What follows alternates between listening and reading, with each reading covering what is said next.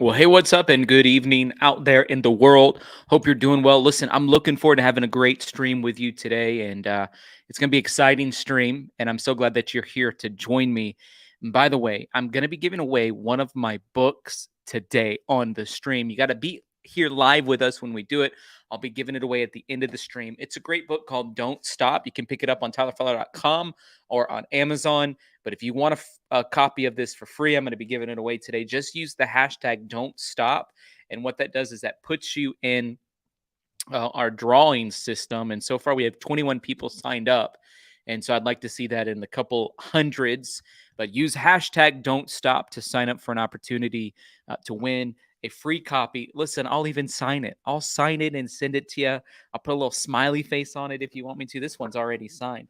But I'd love to give you a copy of this book. I just put hashtag Don't Stop, and would love to send that out there to you.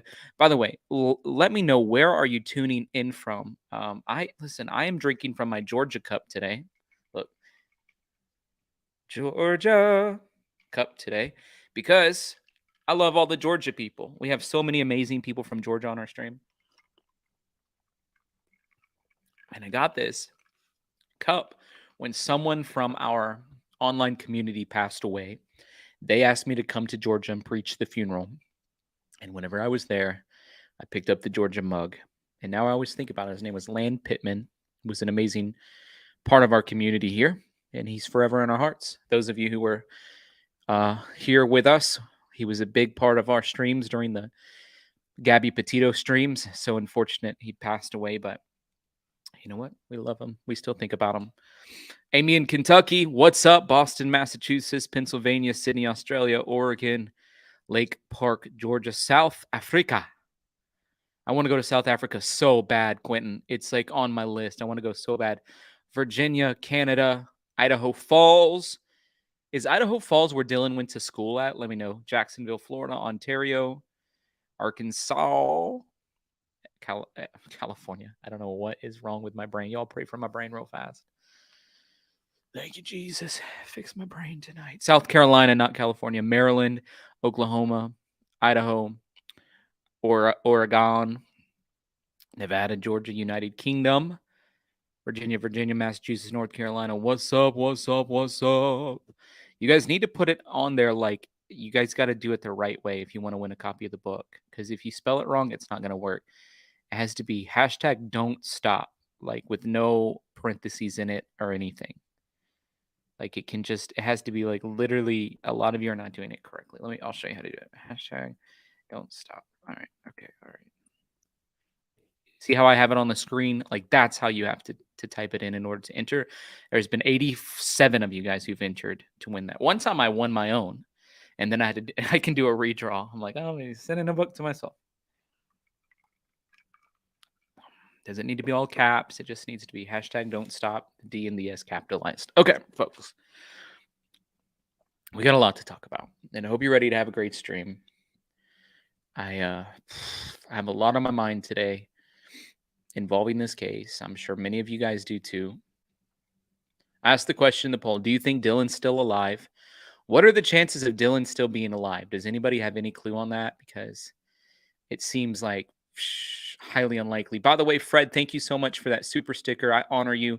I just want you guys to know, like, it literally makes the world of a difference. Super chats, super stickers, they're what keeps this channel going, especially in the times when there's not a big case, because and it could be there's dry spells. And so thank you so much for your super stickers, super chats. Appreciate it.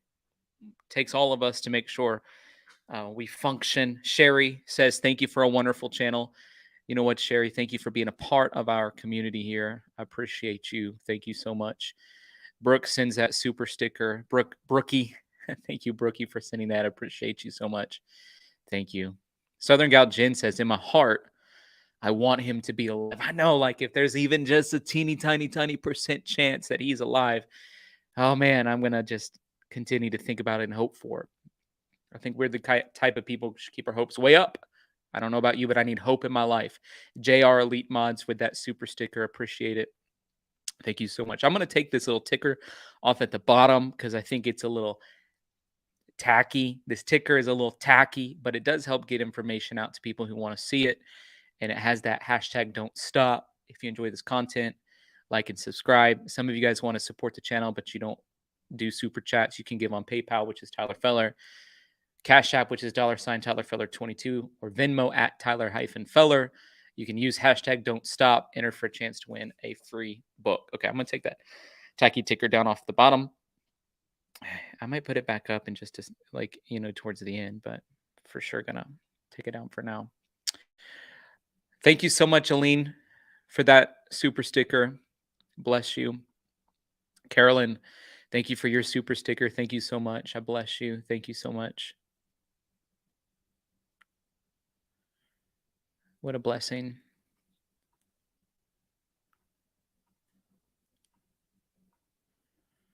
Okay, folks. I'm going to play. Oh, dog lover. I'm a dog lover too. Like, I really like wiener dogs. I've been thinking about lately getting a dog. Like, I'm about to do a living room tour for our Faith Friday movement church that we have. I'm about to do a living room tour, and I thought maybe when I get back from that living room tour, I might get a dog. I don't know. I'm gone so much, but I really want a dog. Thank you for your super chat. Okay, I'm going to play a couple news reports that came out today. Well, yeah, I will. But first, let's watch this, and then we'll talk a little bit more about it. A second. We begin with breaking news. Police name a suspect in a missing person case of Dylan Rounds. Thank you, Carol, Rounds is the 19-year-old who has been missing since May 28th. His family finding his grain farm in Lucin abandoned just minutes ago. The Box Elder County Sheriff's Office says James Brenner is a suspect. Brenner is already being held in the Weber County Jail on unrelated federal firearms.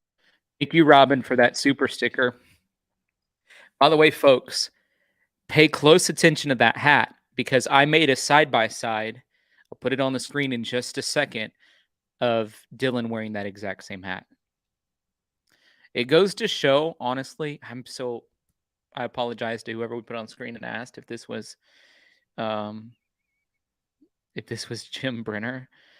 That this guy looks way different than the dude we were putting on the screen, to be honest. And so that caller who called in yesterday and said that they were at court sitting behind Jim Brenner, I don't know why they could have got those two people confused, to be honest. But it is what it is, folks. But anyways, I have a picture of Dylan wearing that exact same hat on a side-by-side. I'm going to put on the screen in just a second. Amanda, welcome to the Feller fam. Oh, I'm hoping we get 25 new people to join the Feller fam today because if we get 25 people, we cross a new threshold, and that gives me an opportunity to go and edit all of our emojis that we have. And I'm so excited about editing our emojis because we have some emojis that are like from the Gabby Petito case and stuff in there. And so I want to get rid of some of those. So I'm hoping we have at least 25 new people join the Feller fam today. And you know what, Amanda? You're the second, so we're well on our way. Thank you so much for doing that. I appreciate you. Jamie, thank you for your super sticker. I honor you. Bless you. Thank you for supporting. Appreciate you. Thank you, thank you, thank you.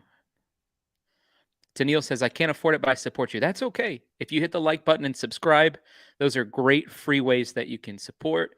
If you feel like I can't see your comment, And sometimes people get frustrated because they're like, I put comments in there and you only put up super chats. If you saw from my end how basically impossible it is to see every comment that are not super chats, then you would understand from my perspective why it's so hard to get to all the comments.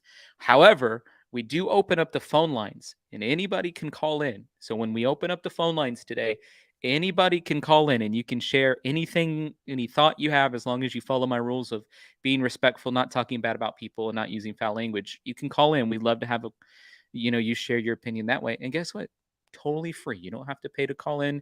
I do like to put other comments on the screen when I see them. It's just really hard to see it. And ask Kim, she can attest to it. It's very hard from our perspective when we're leading to be hosting and to also put stuff on the screen.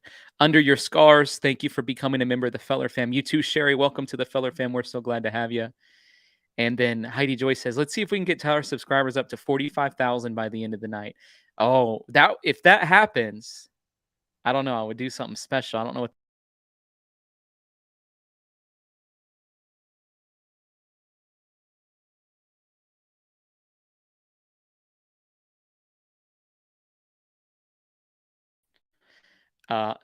We just totally went off air. If that happens, I'll do something special. I don't know what the special thing is, but I would love to be able to do that. Heidi Joy, if we get to 45,000, I don't know what I'll do. Maybe dance. I don't know. Robert says, Tyler, Kurt owns a bar, and I'm sure the liquor salesman gave him items to give. Both hats are Jack Daniels, so I'm sure more people have them also. Are they Jack Daniels or are they John Deere?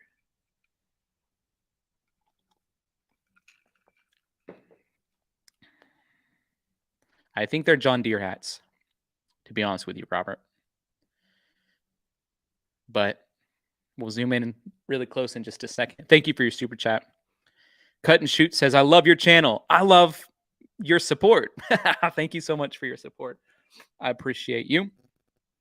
Okay. I cannot believe this.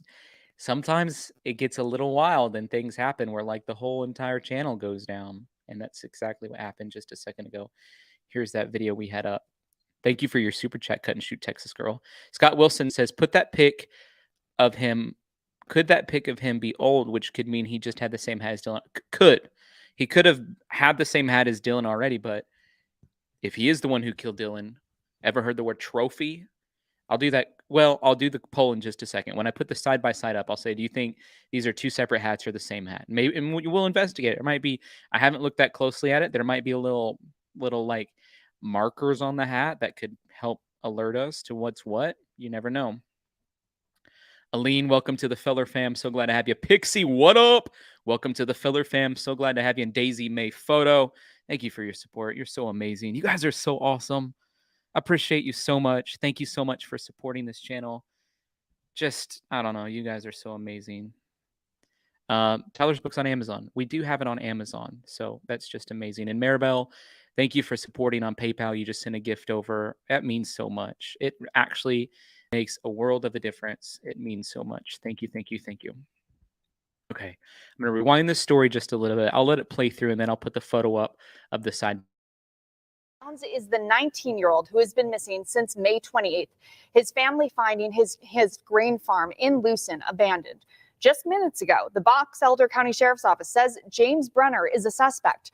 Brenner is already being held in the Weber County Jail on unrelated federal firearm charges. It's a direction.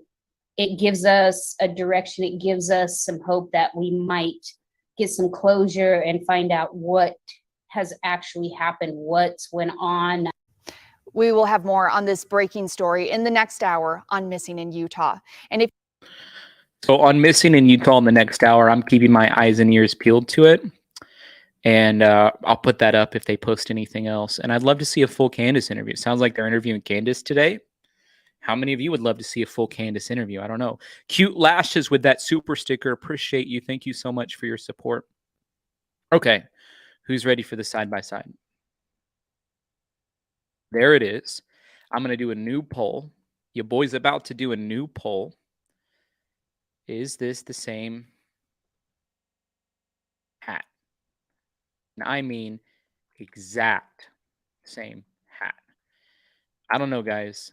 A little trophy collection. Cambolina says, absolutely loving your channel. You know what, Cambolina? Thank you. Thank you, thank you, thank you. And appreciate your super chat. Anybody from Georgia on here? Georgia? Because if you are, I'm supporting you today. All right.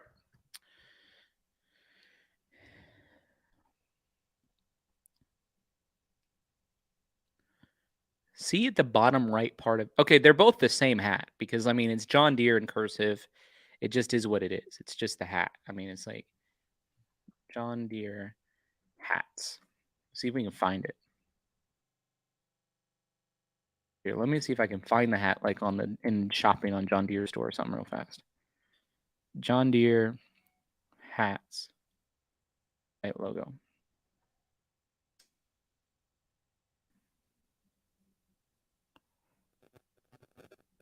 Huh. These are all green. White. Logo. John Deere hat. Huh. It ain't pulling up, is it? I ain't seeing no John Deere hat. It's on shopping. Let me go to images.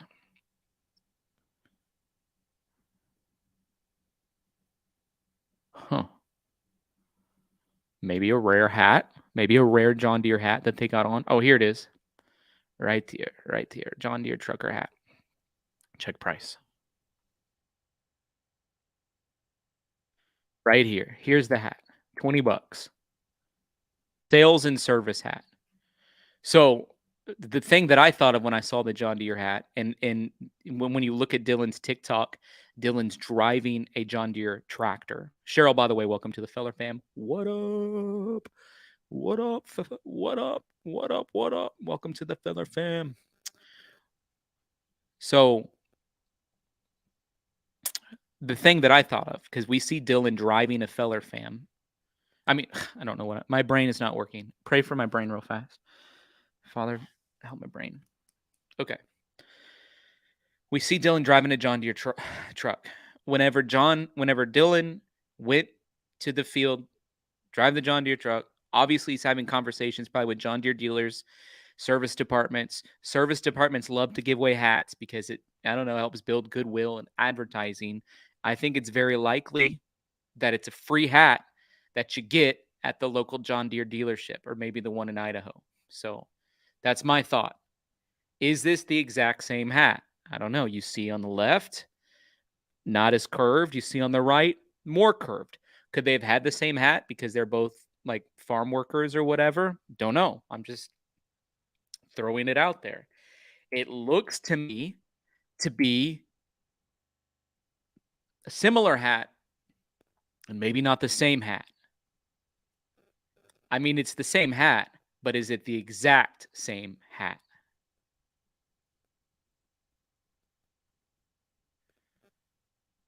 I mean, it's literally, and some people are saying, well, is it the same color? It's the exact same color. It's just the shade. It's different lighting, but it's the same hat. I mean, it's literally the same hat. It's the same colors and everything. If you're saying it's not, if that's the reason you're saying it's not the same hat, I'm sorry, you're wrong. It is the exact same hat. It's the same colors and everything. The reason it looks different is because of the shade. If Jim Brenner is wearing that hat, that's super creepy, which we've been saying, word on the street was that he was arrested wearing Dylan's hat. You know, so, but I mean, I went to the Dodge Ram dealership, which is not even called Dodge anymore. It's called Ram. I went to the Ram dealership before and they gave me a bunch of hats. And the hats they gave me had their dealership name on it. And so it's likely that me and a bunch of my friends could have the same hat if we wanted to. So it's all just a matter of perspective. So you guys keep this hat in your mind because we're going to be coming back to it a couple of times tonight. Wanted to play one more video for you. Tonight, the family of Dylan Rounds and law enforcement who are investigating his disappearance are asking the public to stop conducting their own searches for him. And both say the investigation into what happened to Dylan Rounds is very active. But any unauthorized searches by the public could hurt the investigation, according to the Box Elder County, Utah Sheriff's Office. Dylan Rounds was farming in Lucin, Utah, which is near the state line with Nevada. The last time his family had contact with him was May 28th, when he talked with his grandmother. So one more thing that I wanted to do, and this reminded me of it, was I wanted to go through that official timeline, that official Dylan Rounds timeline that we've gone over a few times on here, the one that came from the family. And the reason why I wanted to go over it is not to go over the timeline. We can, again, if you really want to. But the thing that I wanted to go was look at some of these pictures and see what sticks out to us. There's a higher quality version of some of the photos. Let me see if I do that. Shout out to Sissy for becoming a Feller Fan member today. Welcome. We're so glad to have you.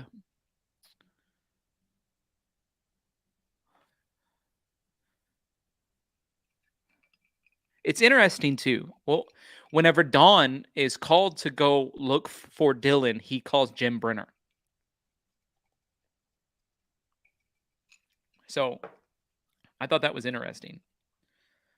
So one of the first people literally looking for Dylan is now the person who is not the sole suspect, because it's also been mentioned that Chase is a suspect. And I'll play that, or I'll read that article to you in just a second. Apparently Chase is a suspect as well. But let's go through some of this stuff, because, hey, Stephanie, welcome to becoming a member of the Feller Fam. We're doing a good job. We're well on our way today. Hopefully we get 25 new members today. That's my goal. Cowboy Bar Cafe.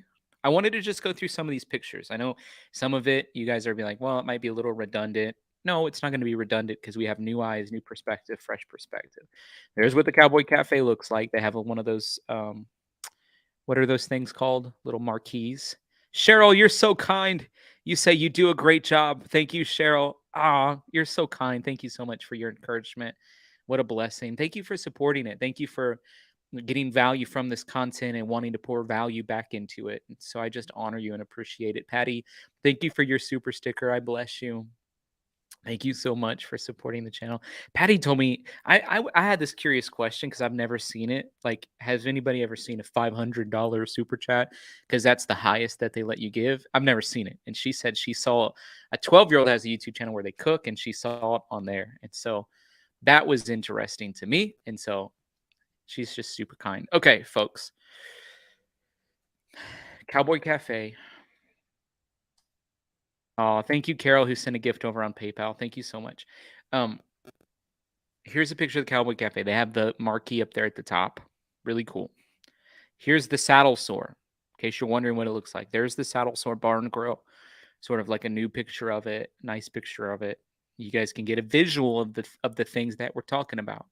We need to do a better job of humanizing these people that we talk about as if they're objects. Really, I need to repent. All of us need to repent to some degree for talking about people as if they're not people. At the end of the day, I'm talking about all the people in Montello matter. All the people in Lucin, Utah matter. They're actually real people, flesh and blood. And people on the internet haven't done a great job of realizing that they're actual people who now the internet's decide to for whatever reason, turn upside down and look at all the dirty laundry inside of their community. I feel so bad for them. And so we need to do a better job of definitely humanizing everybody and humanizing the town and figuring out, I think, what we would practice empathy. Like, let's practice empathy. Let's put ourselves in their shoes. I grew up in a town of about 236 people. There was not even a store. We had one grocery store called Nance's grocery store. It was like a gas station, and it wasn't a grocery store. It sold like non-perishable items, because there's no way they could have had perishable items, because they would have just perished. And so I would just imagine, like, if something scandalous happened and everybody was sort of looking at our town, it just wouldn't have been good. And this is even less people. We just need to practice empathy, put ourselves in their shoes. By the way, Cute Lashes, thank you for becoming a member of the Feller Fam. I bless you. Wow, wowza, Cheryl. Not 500, but here's 1/5 of that. That's such a blessing. Thank you for doing that. Thank you for sending that super chat. Wow, that's amazing. Wow. What state are you from, Cheryl? I'll use your mug, your cup's mug, to your state's mug tomorrow if I have it. I'm trying to collect all 50 of those mugs, one from every state. Okay, here's a picture of the farm. You can see the camper that Dylan was living in. By the way, I was listening to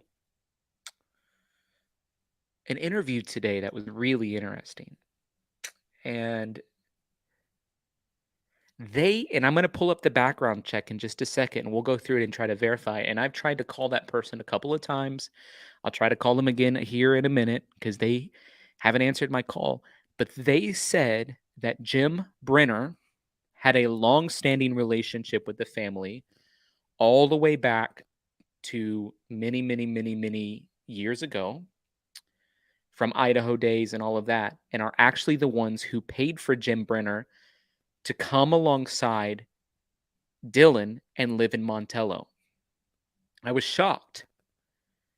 If that's the truth, that was like shocking to me. You mean the grandparents or whoever paid Jim Brenner to come for whatever reason to Montello? He also has 10 acres there, so that's part of the story that wasn't adding up.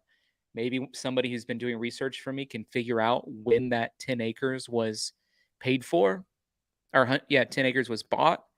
Who paid for it? How much did it cost? I think Kim sent me that report once upon a time. It was really cheap. I think it was really cheap land. It was like $2,500 or something for 10 acres. It's like, seemed like dirt cheap land to me. So I don't know. You guys tell me. But if he moved there, yeah, it was $2,500. If he moved there to like keep guard of Dylan and then ended up doing this to Dylan, that's scandalous. And it adds a whole nother layer to this story. So I'm trying to verify that. And we're going to go through the background check and we can see all of his previous addresses and all of that. T. Brian Martin, welcome to the Feller fam. Oh, blank no. Welcome to the Feller fam. We're so glad to have you. The exception, empathetic to a fault. Thanks for all you do, Tyler. I know you are, because I could tell in your comment sections and stuff that you just are you really are feeling what these people are feeling. And I think for us to do our best job of looking at this information, that's exactly what we have to do. We have to try to feel what they're feeling. And it allows us, by the way, to have a better perspective. It's like, for example, I talk about the Bible and read the Bible a lot. When I could put myself in the shoes of the Bible characters, man, and I have to understand, well, what was life like 2,000 years ago in Jerusalem? It helps me understand more of where they're coming from. If we can put our shoes in what's life like in 2022 in Montello, it helps us understand more of what's happening here as well. Molly J, welcome to the Feller fam. Seabury, Kentucky. I do have a Kentucky mug. So tomorrow, I will be busting out the Kentucky mug for everybody. By the way, on Fridays, we always have a Faith Friday stream, and that's going to take place in the evening at 7:30. I'll likely do a Dylan Rounds stream earlier in the day tomorrow. So, Kathy, riding the Feller fam train. Choo choo. Well, thank you so much, Kathy, for doing that. Who lives in Idaho, by the way, and has been a part of our team since day one. So give her a shout out. Okay, let's continue looking at these photos. There's another close up. You see on the timeline, Dylan had not called his grandparents. Grandparents called Dawn, say, Dawn, can you go check on him? Dawn calls Jim, the lead suspect, to go to the farm and look for him. Dawn's the guy who ends up turning Jim in. They're the first people to look for him, and yet they're the most suspicious in all of this. And we're not even ever listing Dawn as a suspect. How many of you guys think that he's possibly a suspect? Because I haven't listed him at all as a suspect. But I mean, at this point, it's possible that he's a suspect. My suspects have always been 1, 2, 3, 4. And I'm saying this pretty much from the jump. Brenner, Venstra, Wadsworth, Aviles. And I think more of like Aviles as an accomplice, because I don't know if this person could have like pulled this completely off by themselves. Maybe they did. Maybe their name's Jim Brenner. But we'll talk. There's so much to talk about. We'll talk about how Chase Venstra is also a suspect, labeled as a suspect today as well. Hey, I cannot wait to bust my Kentucky mug out tomorrow. Likely I'll go like mid-afternoon time. And we'll have our Faith Friday in the evening, of course. So Don and Jim they weren't able to locate Dylan. Grandma reaches out to JD. Nobody's heard from him. JD reaches out to Dylan's mother. Isn't it interesting that Grandma doesn't reach out to Candace, but Grandma reaches out to a teenager who reaches out to Dylan's mom? Imagine having to be a teenager to break that news. Dylan's grain truck.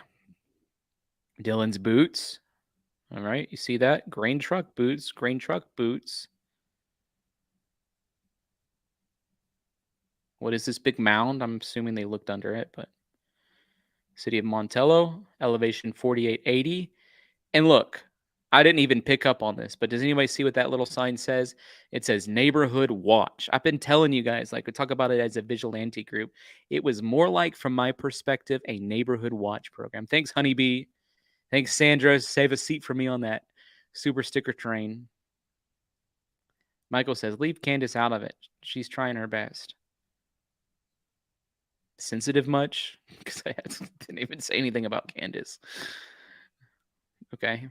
Look at, you can see Montello is literally, if you start at the very first block, 1, 2, 3, 4, 5, 6 blocks, 6 by 3, 6 blocks by 3 blocks. That's how big Montello is. Charlie says, this breaks my heart. We've been all looking for Dylan every day. I feel like he's a family member. So sad. I know it's what happens, right? You feel connected. You see inside of, the people that we're talking about. You see your family members and the people that you care about. Like when I see Dylan, I think about my cousin Jesse, who's the same age as him. And what if this had happened to him? It's like you just go down the list. So I'm right there with you. It's like, it's hard not to connect to these people when we're studying it and thinking about it in the way that we are. So there's Montello, Cowboy Cafe, Saddle Sore. You go over here, there's the shops where the boots were found, and there's Dylan's farm. And right about, you probably can't see my mouse, right about where my mouse is, a little south of that is where the sun tunnels are. All right, those look like FBI vehicles to me. Don't know about you, but those look a little like FBI vehicles, or maybe they're the sheriff's office vehicles. Here's a picture of that truck where they're saying it looked power washed. It does look kind of shiny.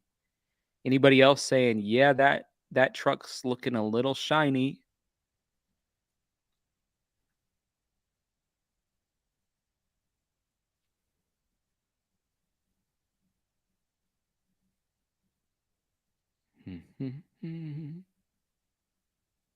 Helicopter out there. Is that Heavy D's helicopter or is that somebody else's helicopter? That truck over there says Criterion. I'm going to Google that real fast. Criterion.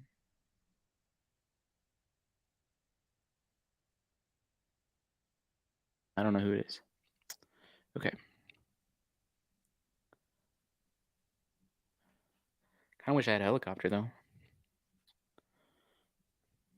Tractor. Empty in the pond. The grandfather insisted that the pond be emptied. I would too. No offense. I would definitely insist that that pond is emptied.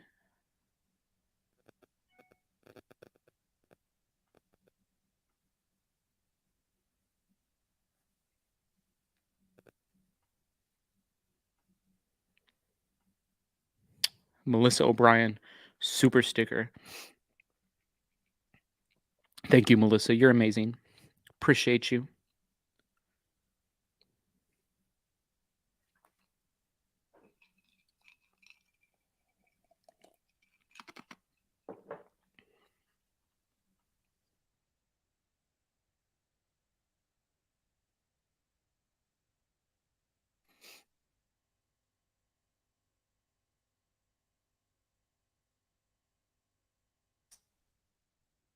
He says, why is the sheriff sitting down? Probably needs a break. Everybody needs a break. Everybody needs a break ever so often. I'll tell you that much. Everyone needs a break ever so often. So, I'm going to put this back up for just a second. You tell me, same hat or similar hat? Same hat or exact? If you say same hat, I'm taking that to mean it's the exact same hat. If you say similar hat, I'm taking that to mean, well, it's just a similar hat.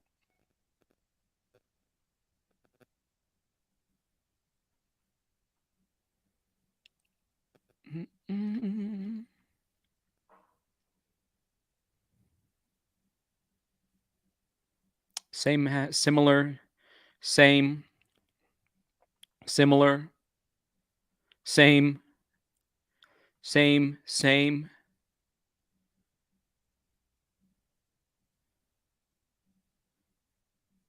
Similar. Guys, I'm in the similar camp, I'm pretty sure. Some people are like, talk about the color of it and all that. That's silly. It's the exact same color. It's everything. It's the same hat. Like if we both went to a website and bought it, it's the same hat. But is it the exact same hat? In other words, is Brenner wearing Dylan's hat?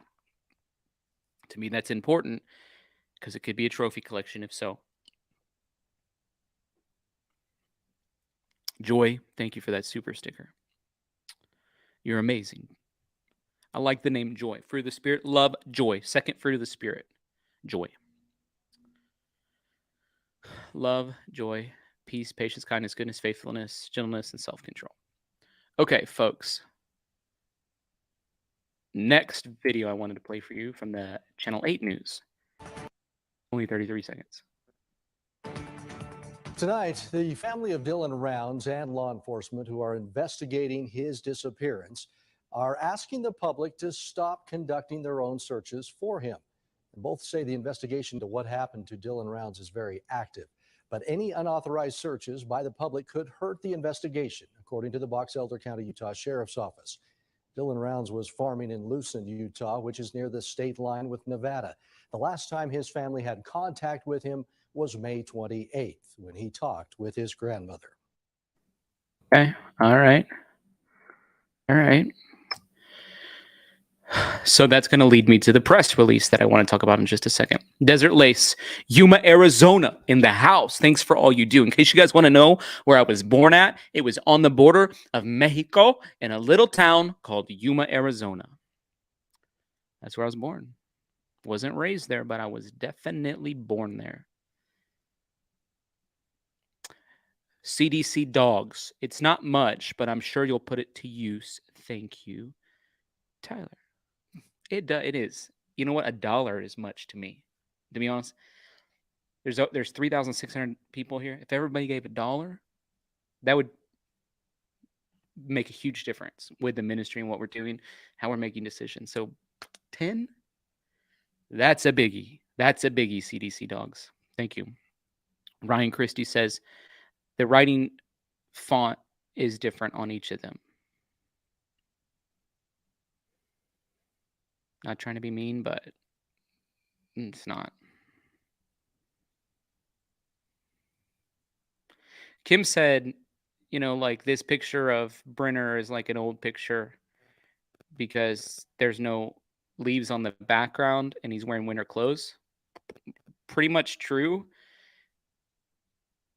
So good point. That means most likely that they are similar hats, not the same hat. Chasine Carter with the super sticker. Thank you so much, Chasine, for doing that. You're awesome. Thank you so much. I missed Bailey Jean's super chat. I got to find it.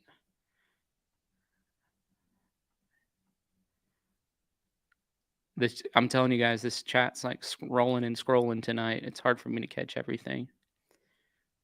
Bailey Jean, I think I lost your super chat. But know this. I appreciate you. Oh, here it is. Finally caught alive. Thanks, Tyler, for all you do. Yes. Thank you. Thank you, Bailey Jean. And I like, I like your little flower, your rose, and other flowers in your little icon. Thank you so much. Cheryl said, "Here's my 10 for the mystery." Thank you, Cheryl. You're such a blessing. I'm gonna get my Kentucky mug out tomorrow. B Botanical says, "Remember, it may be a few years old." I think that's probably what it is. Where'd the news station get that picture of him at? That's what I want to know. Then, what's the origin of that picture? Somebody tell me. Somebody tell your boy. Where'd they get that picture at? They had to get it from somewhere. Right? Lee Perry, thank you so much for that super sticker. Caseworker with the $1, thank you so much. That's just amazing of you. Thank you, thank you, thank you. Okay. Now,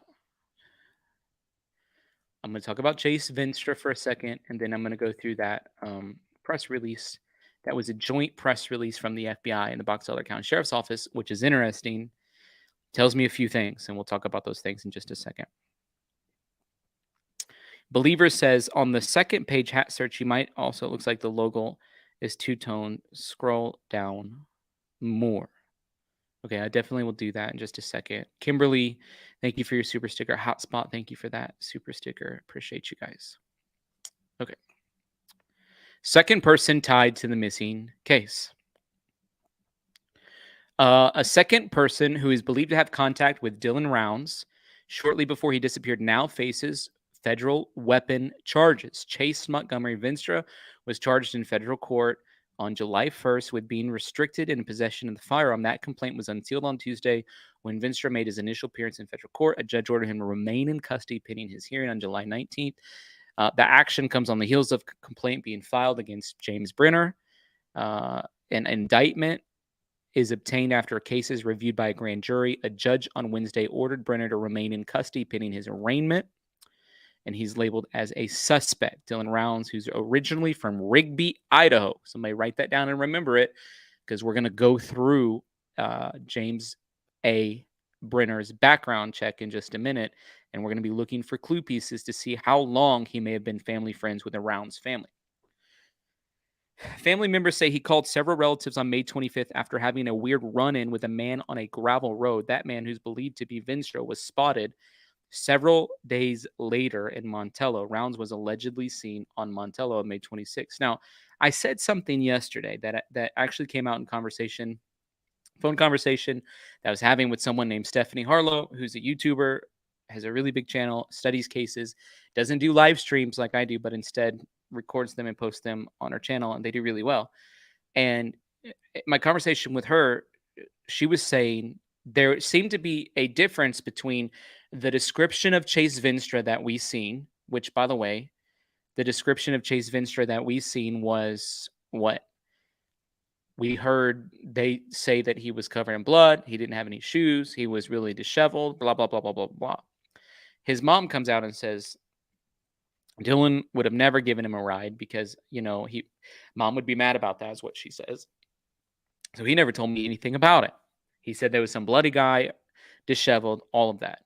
Well, Chase Vinstra comes out and says, well, yeah, he gave me a ride, but I had shoes on. I wasn't disheveled and I was bloody.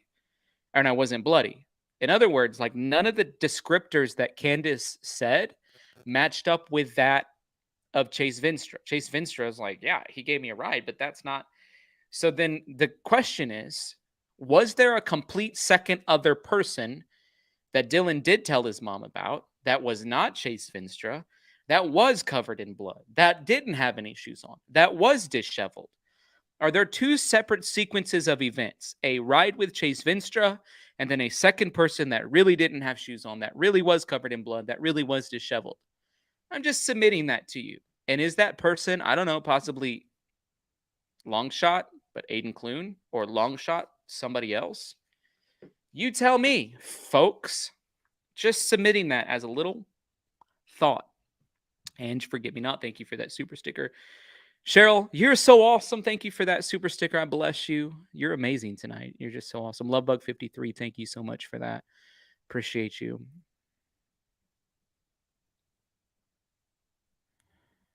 You guys are so awesome.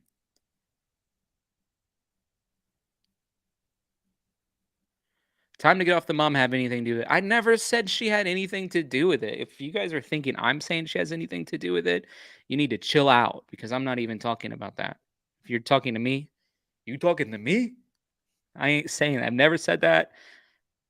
I'm just saying what she said in a news interview. So chill out. Anita, thank you for that super sticker. You awesome. There's only 12 people who live out there. That's another thing that we've talked about. Was it a complete different other person?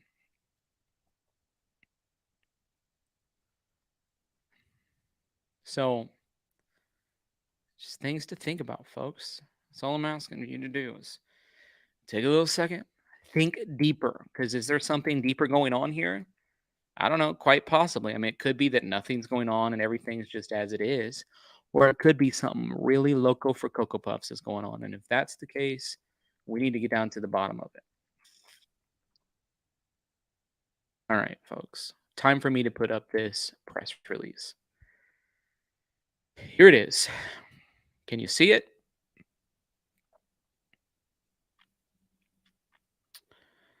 Snow Turd, which is a funny name, by the way, Snow Turd 518. It reminds me of that movie called Snow Day where they all throw snowballs at each other. That's the same exact hat. Look at Dylan's hat and the reward poster. Yes, I'll get to that in just a second. Appreciate you. Appreciate your super chat. All right, folks. Thanks, Camelina. You're awesome. Thank you for that super chat.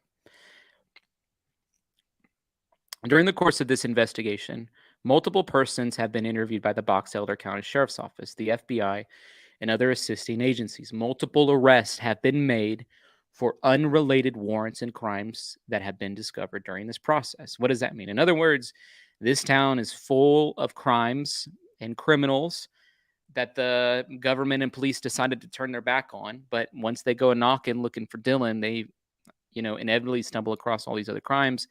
And then, because of the oath of office that they took, have to do something about it, especially with the FBI looking over their shoulders. That's my guess. I sort of feel like they had just totally forgot about this town, just waved it off. Adios, Winnebago. I'll see you guys later. You fend for yourselves. Bunch of meth heads still in your stuff. Yep, you're going to have to start a neighborhood watch program. That's almost the way it sounds. Because they said if they, called someone, it would take them 2 hours to get there. I think the average response time where I live is like 11 minutes. And it's still 11 minutes is still too long depending on how far away it is. So I don't know, guys. Things to think about. But when Dylan Rounds was not located on the early search effort, the investigation focused on the possibility of Dylan being the victim of a crime. The current totality of information gathered from the many interviews and searches, along with the analysis of both physical evidence and forensic data. Somebody real quick, tell me what forensic data is. Somebody real quick, tell me what forensic data is. Is forensic data not DNA?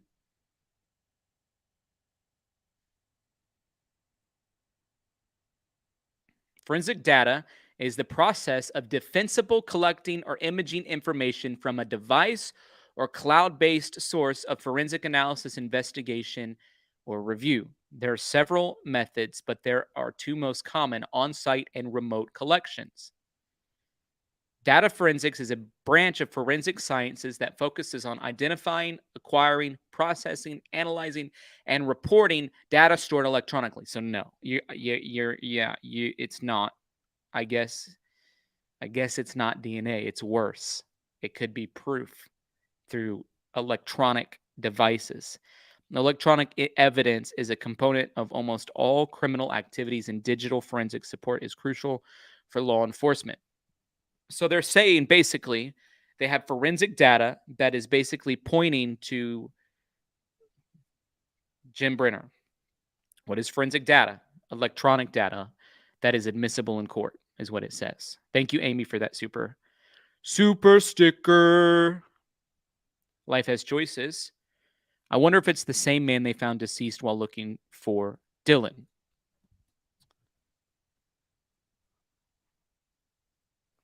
Are you talking about the charge that Chase Vinstra has?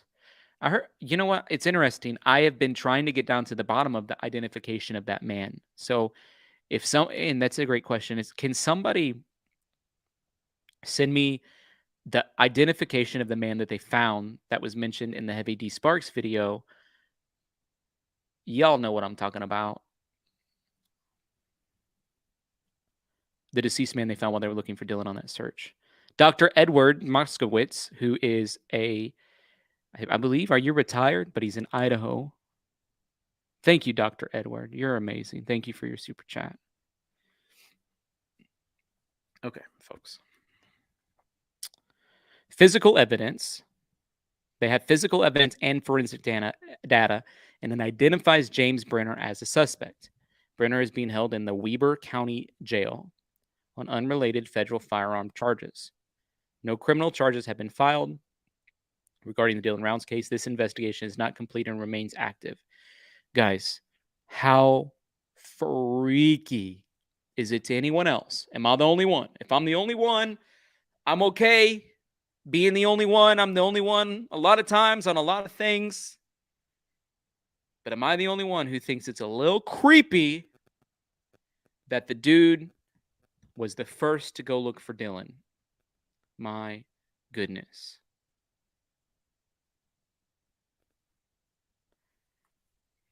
And I've been saying since the jump, get the geofencing warrant. And we had that cybersecurity guy call in. And I was asking him, you know, why don't we have a geofencing warrant to help get us to the bottom of it? For sure. That guy was bloody and used Dylan's phone. That could be the case, right? The bloody guy that was found dead could be the guy that Dylan didn't give a ride to. Just terrible if that's the truth. And is James Brenner the reason why that guy's all bloody, right? Because James Brenner's property touches Dylan's property. It's so wild. The Idaho farmer says, I spoke to Candace Cooley's brother-in-law, and he said Jim started wearing the hat after Dylan disappeared, and that is for sure Dylan's hat. That could be true, but he's also wearing that hat in that picture that would have had to have been before Dylan disappeared, because we're in the middle of July, and in that picture of him wearing that hat, it was wintertime, and Dylan was not missing in wintertime. He went missing on May 28th, so he maybe restarted wearing it.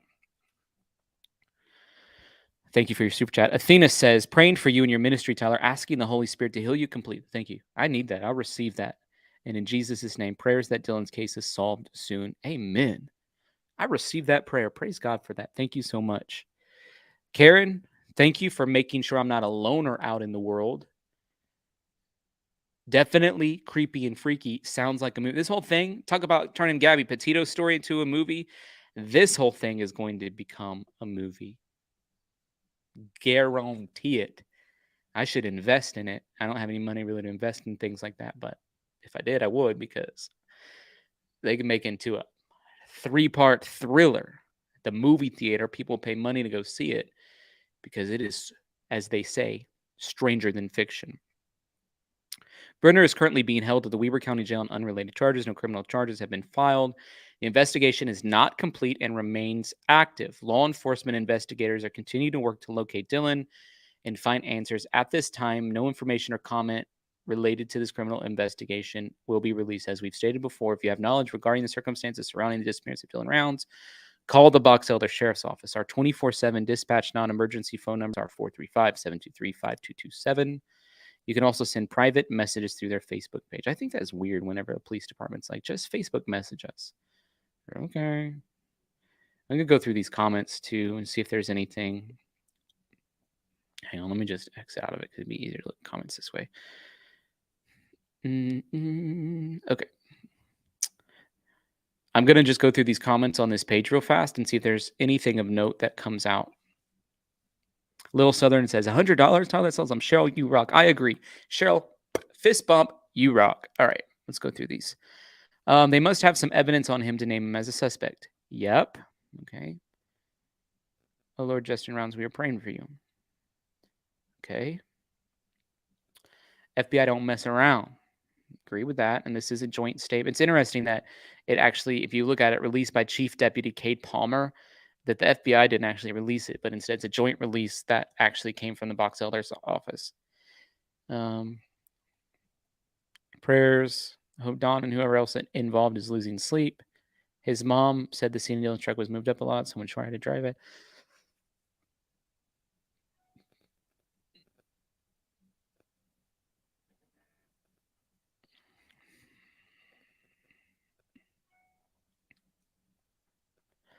James Brenner is known in our timeline as Jim, the person who helped Dylan on the farm and lived in a trailer on the land where the grain shed was located. Is this the same person that Dylan's grandma asked to look around for him? Yes. So I guess he's talking for a lesser sentence. You guys think that's happening? He's sharing information so he doesn't can you talk your way out of a lesser sentence? Like if you murder somebody, what's the rule in Utah? Because that's where they're at. And by the way, that is coming from Utah. That report, that Box Elder, coming from Utah.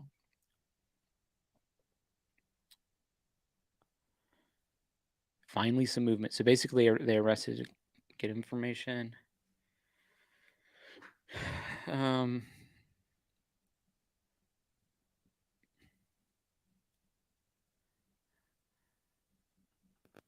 Can someone do a who is who list? All the initials, have everyone asking the questions. Working on it. Okay. East Idaho News. Okay. All right.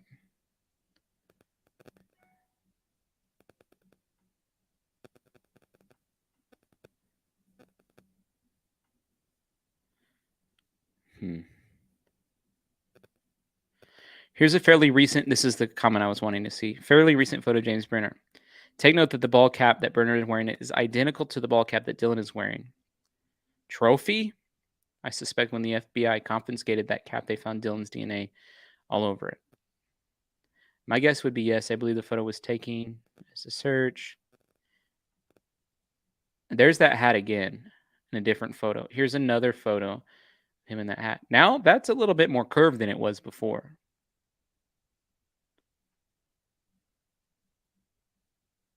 A wider shot of Brenner, close-up posted earlier. It's not the same cap. So, I don't know, guys. Things to think about. Without a doubt, there's things for us to be thinking about in this case. And I'm continuing to refresh that ABC News 4 page because they said that they're going to be releasing more information on Dylan Rounds tonight. They haven't done that yet. I want to go through James Brenner's background check. I have a feeling if we go through James Brenner's background check, we're going to be able to catch a glimpse, maybe see if there's a relationship that's longstanding with the Rounds family. Because like I told you guys earlier, I heard a phone call today that stopped me in my tracks. And that phone call said that the Rounds family had a long-standing relationship with the Rounds family, and they are actually the ones who sent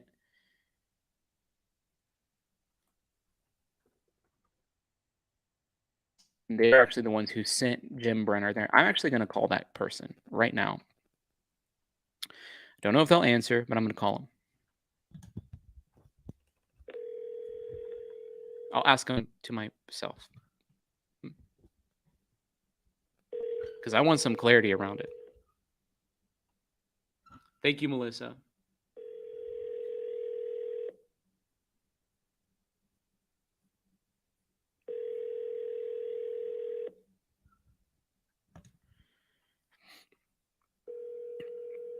Okay, they didn't answer. Maybe they'll call back. If they call back, that'd be great. By the way, I'm giving away a Don't Stop book today in case you're brand new to the stream tonight. It's a book that I wrote. It's helped a lot of people. Thousands of people have been helped by this book, and I want to be able to sew it into someone else's life. And so, boom, I would love to sew it into you. Just put hashtag Don't Stop, and that automatically enters you to win. So far, we have 311 people to enter to win. You have to be on the stream, though, when we give it away. And so, okay. So there you guys go. Some people also have asked me, what are ways we can give, not through YouTube? You can give on PayPal, Tyler Feller, CashApp, $, Tyler Feller 22, or Venmo at Tyler-Feller. Okay. All right. I'm taking that little ticker off because that ticker is tacky. Kristen Rose, hashtag Don't Stop. Okay. All right. Let's go through this background check. It's created on July 5th. James A. Brenner, age 58, birth date December 2nd, 1963.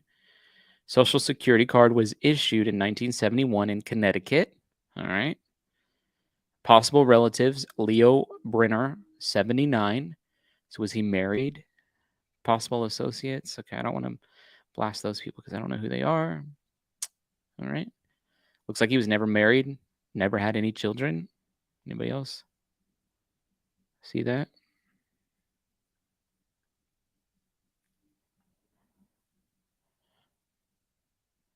Location.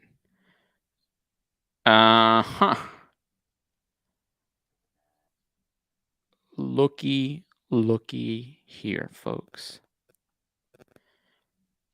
P.O. Box 283, Halliday, North Dakota. At a post office in North Dakota, still, to presently. Interesting. He lived in Maine till 2015. North Dakota, North Dakota, North Dakota, North Dakota, North Dakota, Maine, Maine, North Dakota.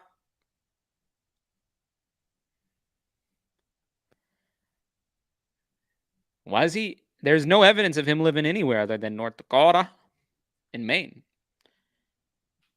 How'd the old boy end up in Idaho or Utah? Was he hiding? Was he faking where he lived? Somebody tell me.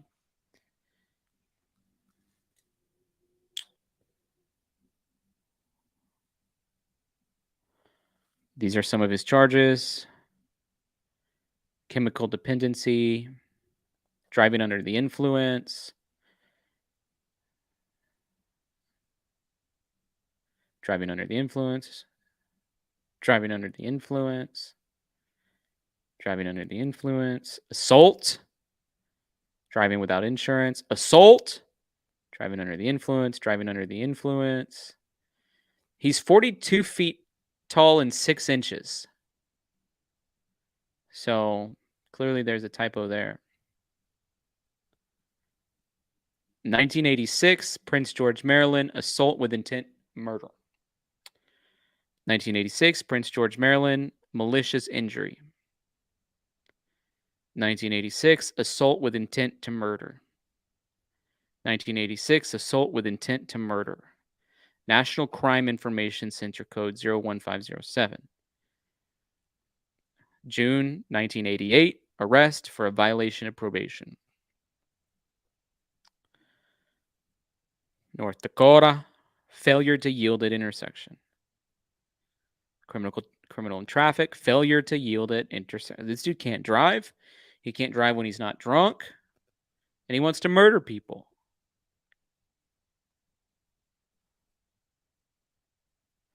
Maine and North Dakota. Interesting. This whole thing is just hunting permits in North Dakota in 2009, 2010. How does a felon have hunting permits? He can't even have a gun. Somebody enlighten me. Can felons have guns? Currently owned property. Even though he says he lives in, where did we say he lived? Somebody tell me where we say he lived. Maine or North Dakota. In the Gamble district of Nevada, he has a property. When did he get that property? 2022. How many years has your boy Dylan Rounds been out there in the Montello-Lucin desert? 3 years. 2022, 2021, 2020. If I remember correctly, when COVID hit, old boy was like, I'm out. The world's gone crazy. I might as well be doing what I love. So that adds up. The story of them wanting to put James Brenner, Jim, out there with him, whoever they is. Other ownership details, 2015, 2016, warranty deed, property. I don't know what any of that means. Previously owned property in North Dakota. A house that he sold for $35,000. That's not very much for a house.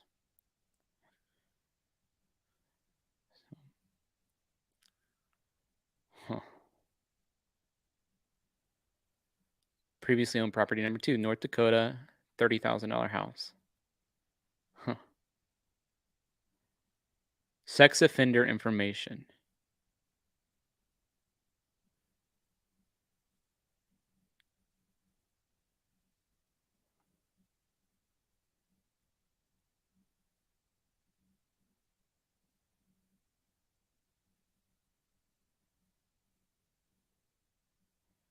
It just says that the neighbor was a sex offender. Okay. I'm going to open up the phone lines. You guys can call in, give me your thoughts. Because I'm scratching my old brain today.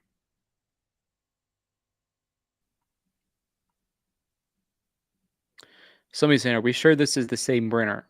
Yeah, it's James Adrian Brenner. The fact that they're keeping a profile of him living in some other state is a little crazy. You know what I mean? Like, he had no footprint. You guys understanding that? How I was understanding that? There's no footprint of him living. By the way, there's 382 people signed up for that free book.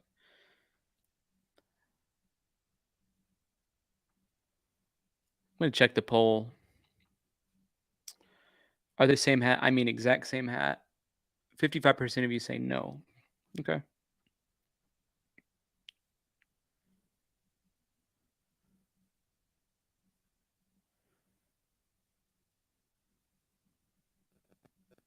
Janice says a lot of people in trouble change their name. Hey, Kelly, how are you? I'm good. What I was curious about, though, is Candace was saying when this all began that Chase was asking about where Dylan lived on the day of his disappearance. I mean, what was up with that? That somebody in town was asking about where he lived. That's a good point, right? Because there was like this thing, like report of like people saying, Chase kept going around saying, I really need to get out to Dylan's farm. Somebody help me get out to Dylan's farm. Somebody tell me where Dylan's at. I need to get to his farm.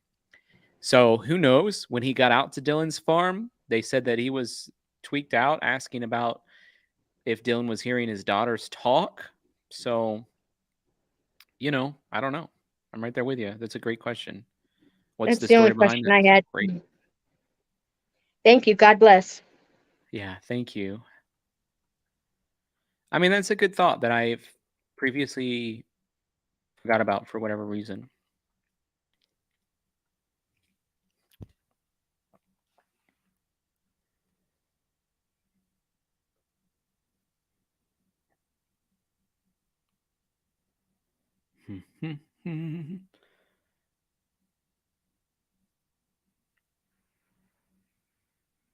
I'm just going through some of these comments.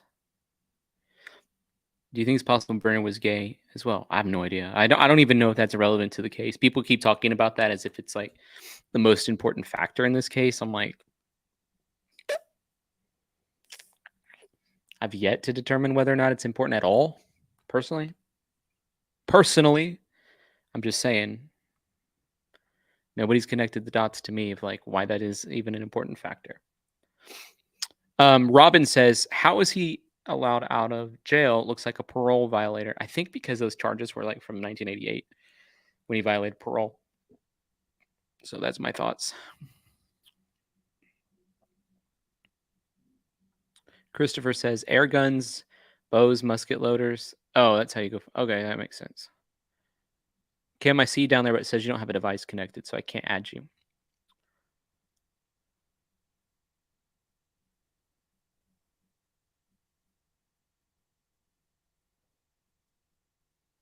Starry said, what led them to the guns with Dawn? I think Dawn's the one who turned them in, right? Like, called. What if the boots were left by a mistake? That's highly likely.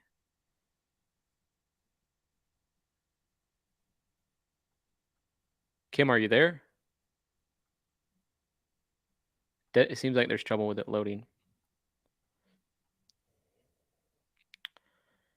It's very likely to me that the boots were left by mistake, because who would leave their boots out there? Kathleen says he could get his bow hunting license. Okay, you're right. I didn't think about that. Should felons have bows too? Don't know.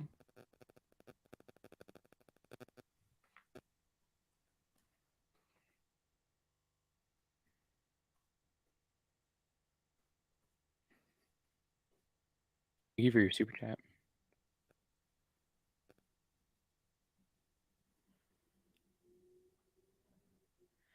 Jacine Carter, thank you for that super sticker. It means a lot. I have your support. The boots were supposedly clean. If it rained, wouldn't they be muddy? Don't know. Don't know. Be honest with you, don't know. Because just because it was raining today where I'm at, and my shoes didn't get muddy. You get what I'm saying? Rain also washes away mud. So another thing to think about it. It's a lot. Listen, folks, there's so many different angles on that.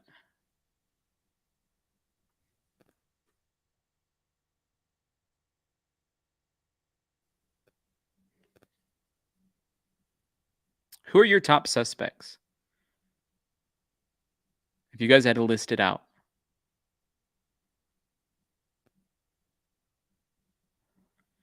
Enchanted said, I have a Ram. Rain never washed away the mud. So Kurt Wadsworth said he saw Dylan on Friday, the day before, power washing his truck.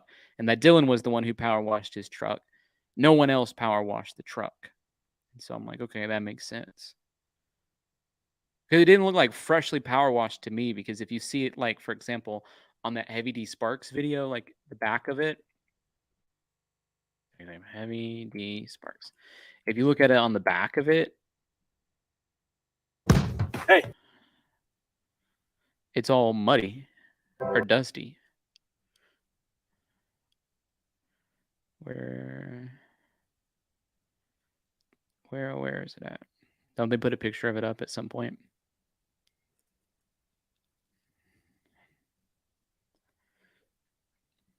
At some point, there's a picture of Dylan Round's truck, and the back of it's really dusty. So I'm like, that doesn't look like freshly power washed to me, personally.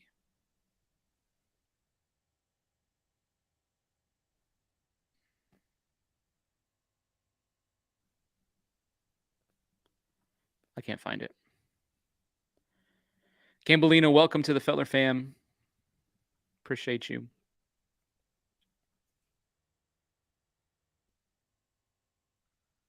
The link's pinned in the chat if somebody wants to call in.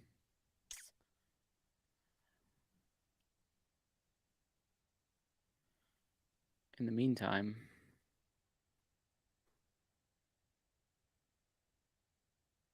I'm going to try to find a picture of Dylan Round's truck.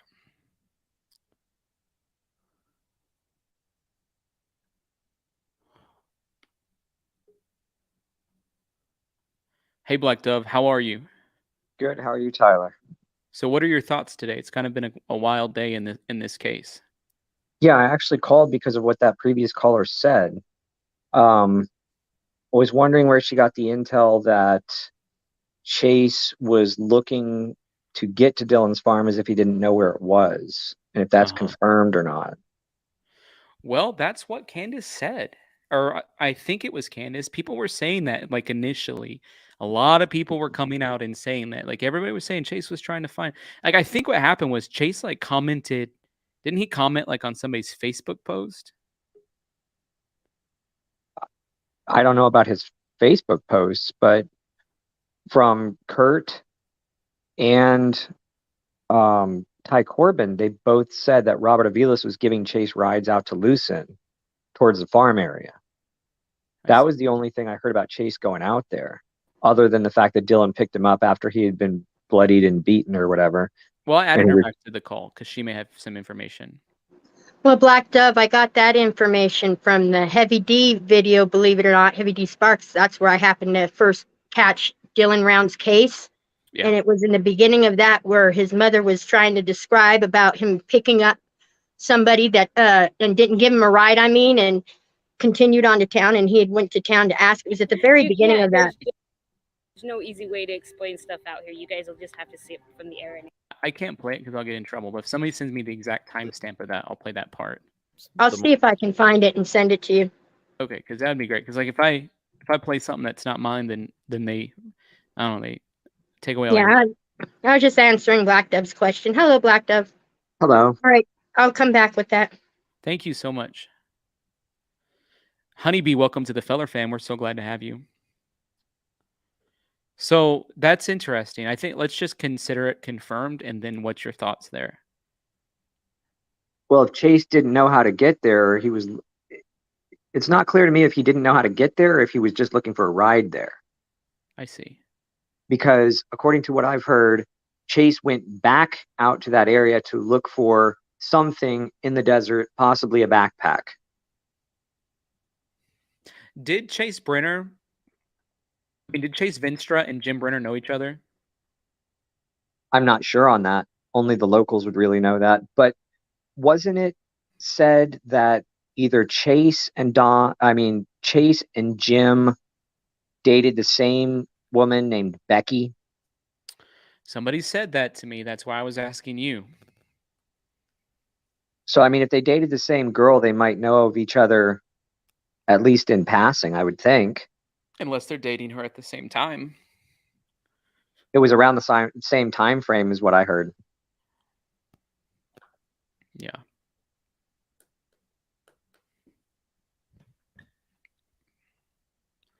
So, but also, there you go. I would imagine Chase would know the lay of the land pretty well if he's out there all the time at night. Sherry says, have the contents of the seed truck itself been searched? Candace says it has. They've gone through it, I think at a slower pace than what they wanted to. But yes.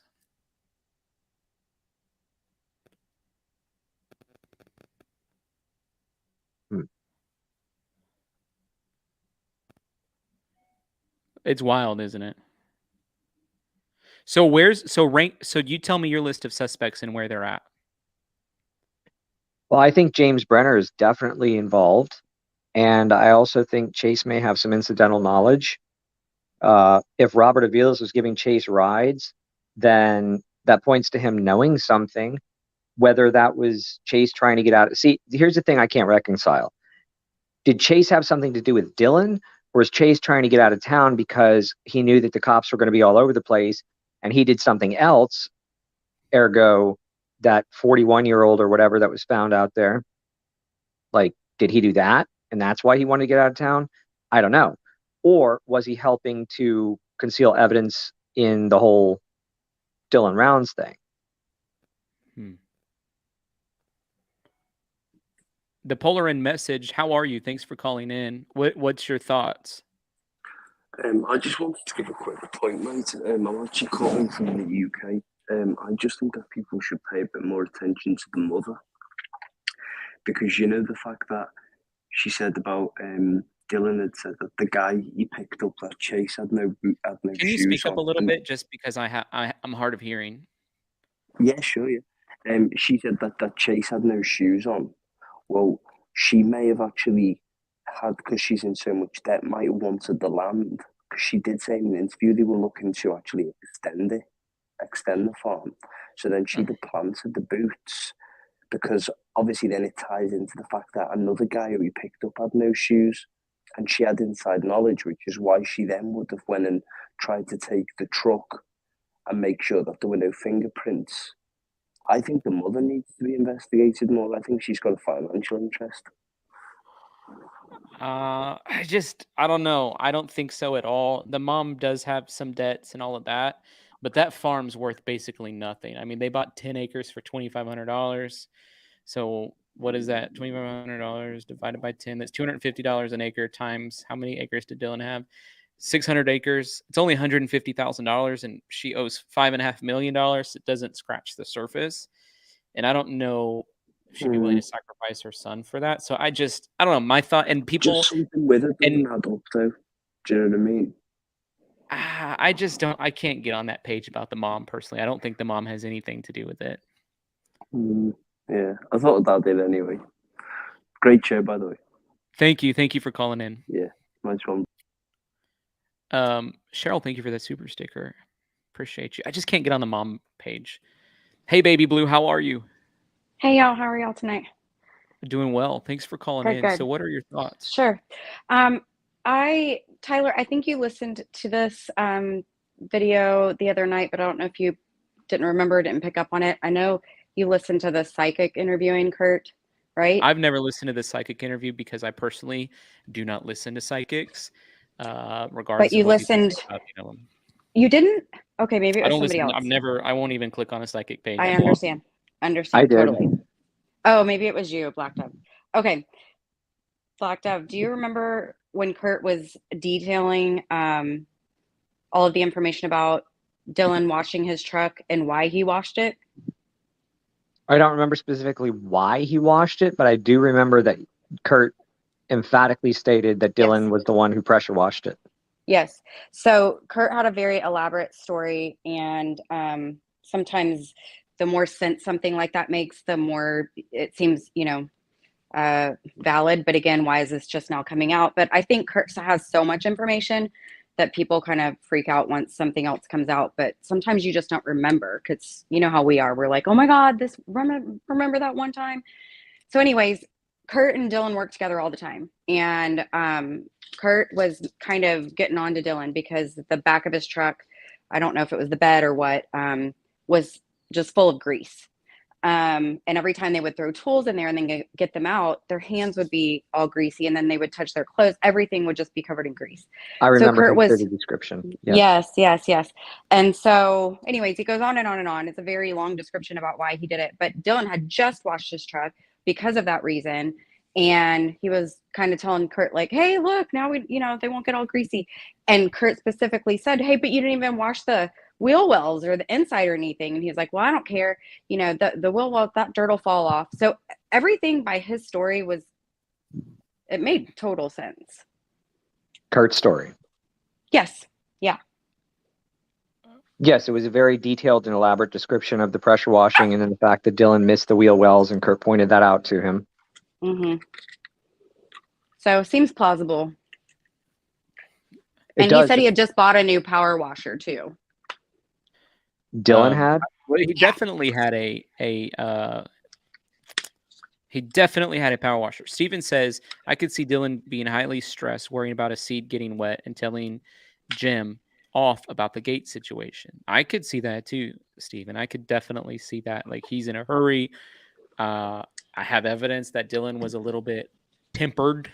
And so if things didn't go well, he was coming at him. By the way, Crime and Justice says this. If you guys don't follow Crime and Justice, go over to her channel and give her a like and a subscribe. But she says Kurt was complaining about the grease and oil in the back of the truck. So is that what you were talking about, Baby Blue? Yes, exactly. Yeah. So that just makes sense. And, I think harping on who power washed it, I mean, it just makes sense that it was power washed. Candace said you could see the lines and this and that. And it just made a lot of sense why. So I just thought I would throw that out there. And I'm super interested to know who it was you were listening to, or where, if it was like a news interview or whatever you were talking about, Jim possibly coming over from Idaho with Dylan. So if you find that information, I'd love to deep dive it. I heard it from a local on an interview on somebody's channel today. And that person has texted me and messaged me lots of times and asked to have a conversation with me. And then today, whenever I call them, they're not answering. But I want to ask that person that question, like, how do you know that information? And is it true or not? Because if it's true, that's even more scandalous. Think about this. If the Rounds family had a friendship with Jim Brenner, maybe he was a trucker who knows if that existed, and then had him move to that area to maybe keep watch or to be there or to work for Dylan or whatever, go down the line. That is crazy. It is crazy. And it just breaks my heart because it's, I would never blame the grandparents, but can you imagine the levels of guilt that adds? I mean, it's just horrible to think about. Well, yes. And you're so helpful. You think about this. You do such a great job. Thank you for your input. Okay, guys, y'all have a good one. Thanks for all you do. God bless. Thank you. Okay, bye. Patricia, you're live on the air on the Live with Tyler Feller show. Hi, Tyler. Hi, Black Dove. I'm so happy that Baby Blue just brought up the facts about that phone call with Kurt Wadsworth and all the information that he was giving. I had taken notes on it. I mean, I'm like you, Black Dove. I don't think I'm going to remember it, unless I write it down. But I noticed that Kurt said that Brenner stayed in Kurt's place after Brenner's place burnt down. And the place that burnt down, was it the 10 acres that Brenner owned? That was my question. Also, Kurt said Ed Harshberger met with Kurt, and he's the one who introduced Kurt to Dylan Rounds. Really? Yeah. I mean, that I screeched on my brakes when I read that. And we keep hearing about Ed Harshberger and Checchio as being owners of property, the grain shed. And I keep hearing different comments regarding Ed Harshberger. Now, I looked up Ed Harshberger's and I saw a Randy Edward Harshberger. I noticed that Kurt had said that Harshberger was at some ranch there. I don't know, it was Campbell Ranch or something. And that Dylan actually went to work there doing, odd jobs. And so there's a connection that seemed to be building. As far as Brenner coming from Idaho, knowing the family, the Rounds family, I'm looking at the timeline of all those court documents that you were just showing a while ago, Tyler, and I'm looking at where he was in certain places. Nothing is ever mentioned in Idaho that Brenner was ever there. So whoever that person was, if there's something, a document somewhere showing something, or if Candace or the Rounds family say, yeah, we've known Brenner for, forever before Dylan went and started the farm, that's what I'm looking for. Yeah. Well, I would say essentially with what you're talking about, when we looked at that background check, sorry, I got distracted from a text message. When we look at that background check at James Brenner, he had no residence anywhere other than North Dakota and Maine, yet he owns property, right there in this area. In Nevada, in Nevada. So it's like, I think he kept a low profile. I think he didn't want people to know where he lived because he had weapons, and he didn't want the government to know about it because he just went to jail for weapons charges. That's my thought there, Patricia. Yeah. So I think he was living in Idaho and wherever the heck else he wanted to live, and he wasn't telling anybody about it. And somebody said that Dawn and Jim both had worked for the grandfather. By the way, Sherry, thank you for your super chat. Gate, key holder, drunken felons, arguments, squatters. I know, it's like this after this after this after this. Yowzies, yowzies, yowzies. You say this sounds like a felony colony now. That's exactly what it sounds like. Amber, thank you for that super sticker. Appreciate you. Lisa, what up, Lisa? Thank you for your super sticker. Appreciate you. And Cut and Shoot Texas Girl says, Pastor Tyler, although I don't share the same religious beliefs, I always feel comfortable within your fellow fam. You know what? I always say this, no matter where you are at on your spiritual journey, you are welcome here. And so, yep, you are definitely welcome here. 100%. Whether you believe the same thing as I do or not, you are welcome here. So what do you think, Patricia, about what I was just saying? Narrow it down because we've been talking so much. I'm sorry. What was it you were about him keeping a low profile? Oh, absolutely. There were other places. I had tracked Brenner down, was it last week, and I think I might have sent something to Kim. I can't remember. That the last place I could track him was North Dakota, but I didn't really have the time to go in and find all those, the documents that you just put up there regarding the arrest records and what was involved. But that's as far as I got.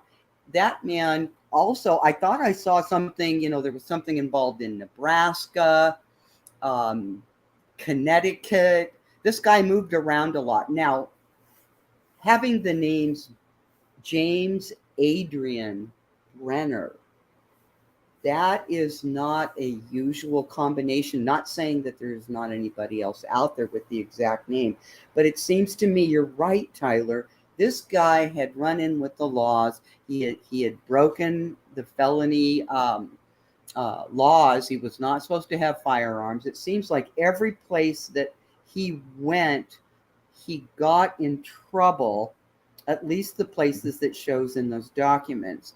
So you're looking at North Dakota, head west of Montana, or you know what I'm saying? You've got Montana, you've got, I've got people calling me again. Oh, anyway, so you've got North Dakota, you've got Idaho. You just go down through Utah. You can go down into Utah, Nevada. What would make Brenner want to get the 10 acres right there at the Nevada border? Why? Because there's nothing there. It's a smaller parcel of land. And so that was where he was going to settle in. According to Kurt, he had a house or a trailer or something out on that property, and it burnt down. So then here's Brenner. According to Kurt invited Brenner to come stay with him after that home broke down. It burnt down. So how did Kurt get to know Brenner? Was it through Dylan? Well, it sounds like it was. Yeah. You see, or maybe that's the only place they went was to that bar, and people. There's only 57 people, so you're gonna end up knowing each other from just hanging out. You know what I mean? And especially if you're interested in farming, you know, and if Larry Round, and Kurt also worked on the farm. Don worked on the farm some. Yeah. Jim Brenner worked on the farm some. Kurt worked on the farm some. They're all hanging out at the Cowboy Cafe. I mean, it just makes sense to me. And I heard something else today when I was listening to the interviews, and that is that Chase Venstra had a son that also had gone out and done some work at Dylan's farm. That's what Kurt said. Yeah, that's out there. Do you remember that, Black Dove? Oh, yeah, that's been said by multiple people, including Jim Terry. Yeah. Isn't that interesting? So here's Chase in town wanting to get a ride out to Dylan's place, it was said. And who was his ride? It was said that it was Robert Aviles. And so here's Chase on presumably the day that Dylan disappeared, 200 miles away at a pizza place. What I was thinking is the comments about, oh, Chase was found, he was bloody, Dylan picked him up, he looked like he really was in bad shape. And some people are saying, oh, yeah, that was Friday, the day before Dylan went missing, anywhere from Wednesday to Friday that happened. But in the video cam showing that Chase was at the pizza restaurant, I haven't seen the video, but I would assume that if Chase is really beaten up and he's cut and bloodied, that even if he washed up, there would be some bruises, some swelling, some cuts or something. But it didn't show up on that pizza video cam. I haven't heard anything about that. And Chasine Carter says Brenner bought the 10 acres in 2016. Do you have? So if he bought that acres in 2016, because the document I showed said 2020, so he at least was there in 2020, but maybe before that. And then, so if he was there in 2016, did he have a relationship with, the grandparents of Dylan Rounds before that? And that's how Dylan Rounds ended up in that area anyways, because that's the piece I can never figure out. How did Dylan Rounds end up in Lucin, Utah to begin with? You know what I mean? See, this is where it really gets interesting, because it was the grandfather, Larry, the grandfather of Dylan, who wanted to buy the land. So did Dylan go out there with the grandfather initially and say, hey, this place is for sale. It looks like they want to get rid of the land. It's not producing, whatever farming they were trying to do on it. And they talked to, it was either Checchio or Ed Harshberger, whoever owned that property, that it was parceled out, the 600 acres, and sold to the grandfather. And then that would have been when Dylan was, 17 years old? Right? Apparently, he'd been working out there since he was 16.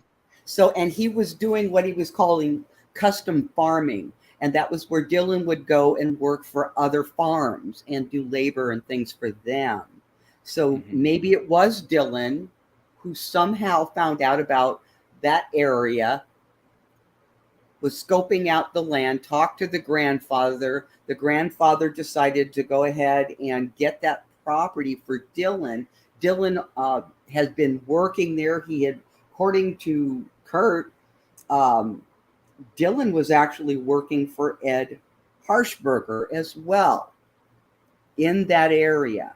And so custom farming, Dylan was doing really well, helping these other farmers. But in the meantime, he was also spending time grooming the property that his farm was on, because eventually he wanted to, get a good crop. And so there is that missing puzzle piece. Who was the one who got Dylan interested in that area for farming? Who is the key person? I don't have the answer to that one. Well, Dylan was, you mean like since he was a little kid? No, I mean, I'm talking about since he was 16 years old, that he was already interested in farming. He wanted to quit high school, and there was property probably for sale in Idaho where he lived. He'd been living up in that area, but what drew him down to Utah and Nevada areas to maybe start scoping out land there? Who was the person or people that got him interested into the area where he eventually had his that's a big farm? question. Yeah, I don't have an answer. I don't have a clear answer. Amber McGuffey, thank you for joining the Feller fam. Appreciate you. Listen, I had a goal of us getting 25 new Feller fam members today, and we need 5 more to reach that goal. So hopefully, Amber, other people will follow Amber's suit. That'd just be amazing if that happened. Is awesome. Awesome. So I wanted to read a super chat from Chasine Carter. She said there was a property flipper that bought from Checchio and flipped to Rounds the same day. Interesting. Okay. But that person had to have known Rounds in order to flip it, right? Is my thoughts. Hey, Brookie, welcome to the show. You're muted, but we'd love to hear your thoughts. Hello. Can you hear me? Yes. Okay. So one thing about those boots, though, they were, from Candace's words, they were, she put it in her calendar on June 2nd that they were told that they did. He said to me, "Did you know there was blood on Dylan's boots? They were being tested at the lab." But they didn't actually go to the lab. Let's see, she checked it. Like 12 days later, they went to the lab, I think, right? It was 6, wasn't it? did not get to the lab until June 6th, so a full week. Oh, yeah. They waited to get them to the lab in case they needed the dogs for his set. But the hydraulic fluid or oil or whatever that could be on it, which is interesting because Kurt mentions that Chase is a mechanic and a tree trimmer, etc., which I found really kind of weird. And some of those tools. Oh, it looks like we lost her. You lost your signal, Brookie. If she comes back, what I heard the same thing, and I'll pick it up, because that was Kurt saying that Chase would end up coming to those bars that were in town. And Chase needed money, and he said, I've got all these tools and they're really nice, but, I really need to get a hold of some cash. Kurt was saying that the tools were in in boxes, and the tools looked brand new. They were battery operated, and they were not plug-in ones. And they looked like they were brand new, and they were brand names. And Kurt had suspected that Chase and his gang had been stealing them, even from stores, not just on the various properties out there. Brookie, sorry, you lost your signal. You're muted again. No, you're fine. I'm sorry. No, it's okay. But I just thought that was kind of weird that we caught that. But I also caught Kurt in his interview with Crime, with Jess or something like that. I found him saying, which is really weird, he said that Dylan was working on 2 other properties. So he, but then this is what he said. So how did it go? I want to make sure I'm doing this verbatim.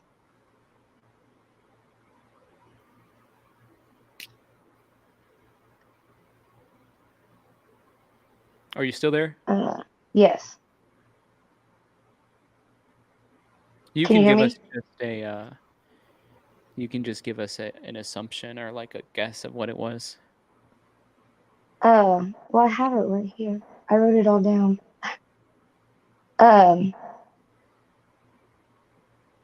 He said, so Dylan worked on other ranches, and then he hurried up and then corrects it so he could put money. I mean, he could put money in his pocket for some seed.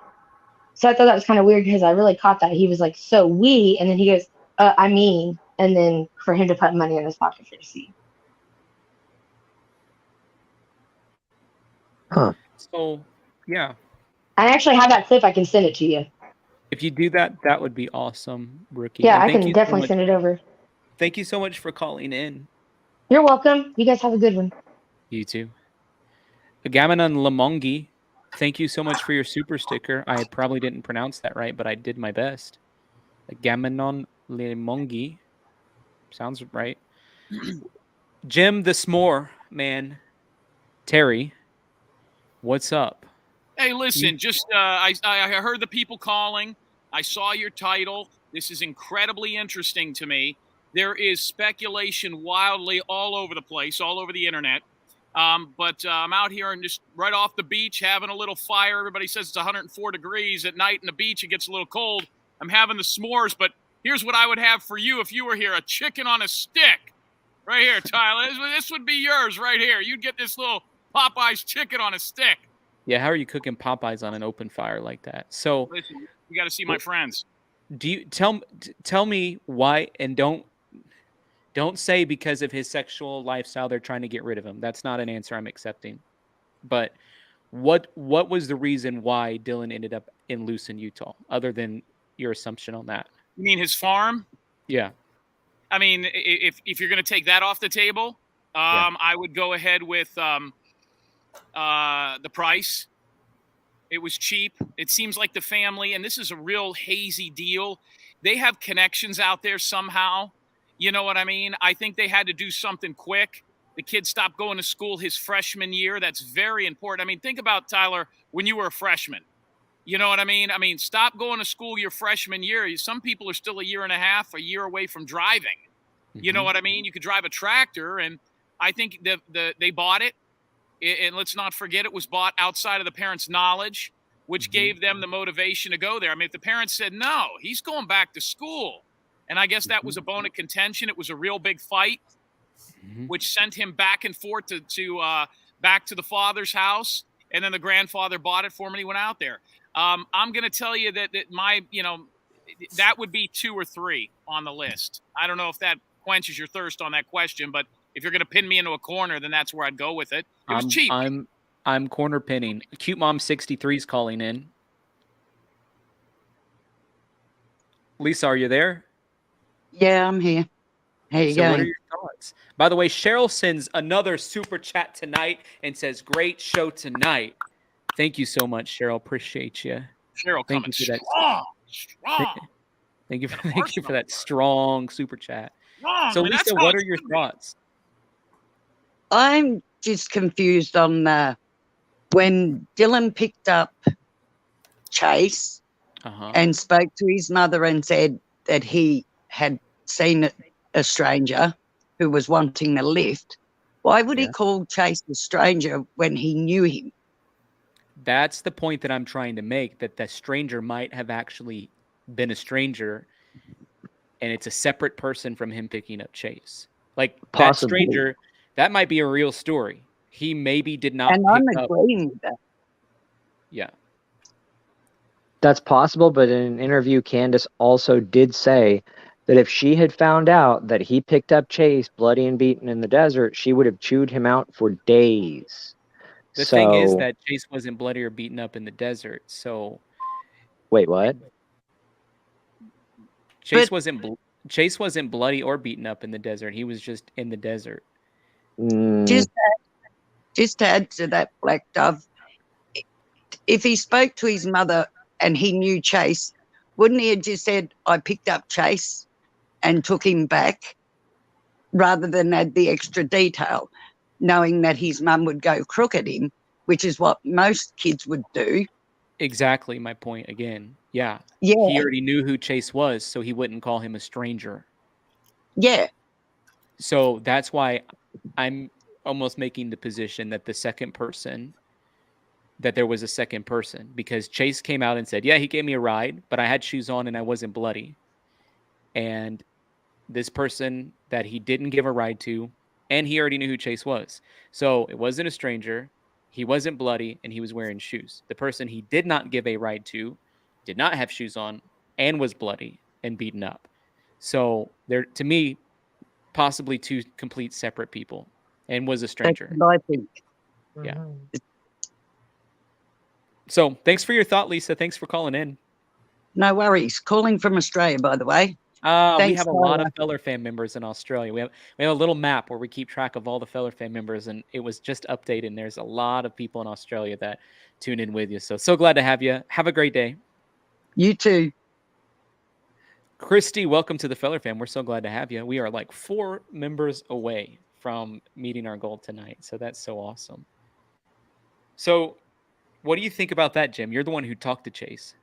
Well, let me address this. So I am stalling right now. That's why I wanted to come on the program. I was almost hoping it would happen here live. I have been in constant contact tonight with Kurt Wadsworth's daughter-in-law. Kurt Wadsworth's daughter-in-law is going to procure her husband from behind bars. He's in a federal prison, so it's not as easy as just making a phone call. We've gone back and forth a couple of times.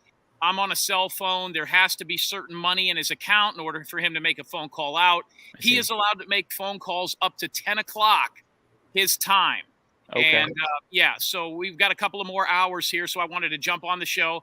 I was told they would procure me tonight. I am going to tape the call. I'm going to go over it in fine detail. I've actually have a list of questions right here in front of me. Even Ellen Berg called me with a question to ask this man. Wow. So Ellen Berg's question is, hey, when you went out and bought, you were doing that work for me and you ordered all this extra material for the construction site, did you order more above and beyond? I think she wants to know about a theft. And some of the other questions are, what do you think of your father? There's a whole hell of a lot of questions about what... it's a funny question. She's like, hey, while you're on the phone with him, can you ask him if he was also stealing from me? Well, which is interesting to me because she was bad. Here's how this goes. Jim Terry's a puke. Jim Terry is terrible. Jim Terry doesn't know what he's talking about. He's a con man. Then she calls me and says, hey, can you ask him how much extra material was stolen from the job site? I mean, it's just hypocrisy. But I told her I would if she would give you if she would jump in here and give you a little sticker on the gimmick. You know what I mean? I told her she needs to come forward because there's a lot of people that need Jesus in that town. But I can tell you this much. I know he's going to talk to me tonight, and I am looking so forward to it because he can stay on the phone as long as the money permits. And I told him I would put money on what's called his books in there. So he believes, according to, he was on the phone with the wife and me. So technically I have spoken to him, but a one-on-one conversation about this, I do have a 16-minute conversation with his wife who just recently had a child, which would be Kurt's grandchild. He's never seen, never talked to, and never been around. In fact, there's a couple of grandkids of that nature. They live in Idaho Falls. They're quite of a distance away, so they don't have to worry about much. But the one conversation I really wanted to have, and I think that the Aaron Wadsworth, which is the reason I really want to speak to him, I mean, he's got a bad history. He's in there for some bad stuff. I want his mom. I want Kurt's ex-wife, and she's on the fence. They are terrified. Yeah. But I think Aaron is going to make that happen once he goes through the phone call with me. I can help her son if she'll talk to me. And, of course, I'll be shopping that around to release that on a website that I think the most people could get the most from. Lola, welcome to the Feather Fam. We're so glad to have you. Little Feather says Body and Desert perhaps had a show and tied shirt. Maybe. Rebecca, you're live on the air. How are you? Rebecca? Rebecca! Rebecca's one of our longtime members here. Are you muted? We can't hear you. Hello, Rebecca? Can someone in the Feller Fam message Rebecca and tell her we couldn't hear her? Hello? Rebecca? Can't hear her. So what was your conversation like with Aaron Wadsworth today then? Was he like, yeah, my dad? Well, she got him on three-way, and she had been talking to him, and I could just hear him. I didn't want to scare him off. I didn't pepper him with questions. I didn't do any of that. And she says, okay, we're going to set it up. And I've never talked to somebody in prison before. I've never worked through that. But who I did talk to was, I don't want to call it a prison guard because I'm already getting shit or stuff for saying that. I talked with somebody with the prison. And since I'm a private investigator, it carries a little bit more weight, I guess. They went right to him and said, hey, this fellow wants to talk to you. So I have talked to people there, but he's in a federal prison. He's not just in a regular jail. I didn't know that. So there's a few more loopholes to jump through to get him on the phone with me because I'm not family and I'm not on his list. Plus, if he calls me, it costs him money. If I call him, they got to give me a special number. There's all kind of parameters with it. It'll happen. I heard him say he wanted to do it, and that's the most important thing for me. But we'll see. There's a lot of people chomping at the bit, but I want the mother. I want Wadsworth's ex-wife, and I want to talk to her because they're going to throw the son under the bus. I don't think they can do that to the mother of 8, who, by the way, the daughter-in-law and him on the phone, the one question I did get was they said the reason that the wives in the Philippines, Ty Corbin talked us a famous story where they were cutting down a tree at one of the bars. Aaron Wadsworth was there, and he got into a massive fist fight with his dad, which a few slurs were thrown around. I wanted to know about that story and what the fight was over. What I was told it was over from Kurt's daughter-in-law and son, who was on the phone at the time, is he was constantly and been found out to be sending tons of money to the Philippines for Filipino wives. Supposedly he's got 18, 28, 55. I don't know. He's got these wives over there. I don't even understand what that means, but I'm going to figure it out when he talks to me. No, that's verified, by the way. Is it? What is that? How do you have a wife in the Philippines? And the wife thing is verified because I've heard him say it with my own ears. Cheryl sends a super chat and says, "Love Jim Terry." So well, Cheryl is, I mean, listen, it's people with deep pockets that like Jim Terry. I mean, you see the numbers, you see the zeros behind that sticker. But Tyler, let's not digress here. I mean, I got to keep you on topic. So hang on. Not there yet, because I have to shout out Be Botanical, who gifted some Feather Fan memberships, going to help us get past our threshold tonight. So thank you, Be Botanical, for doing that. If you guys want one of those things, you have to go to the top and click Allow Gifts. That's how you can get one of those free memberships. Okay. So I heard him say with my own ears that he has Filipino wives.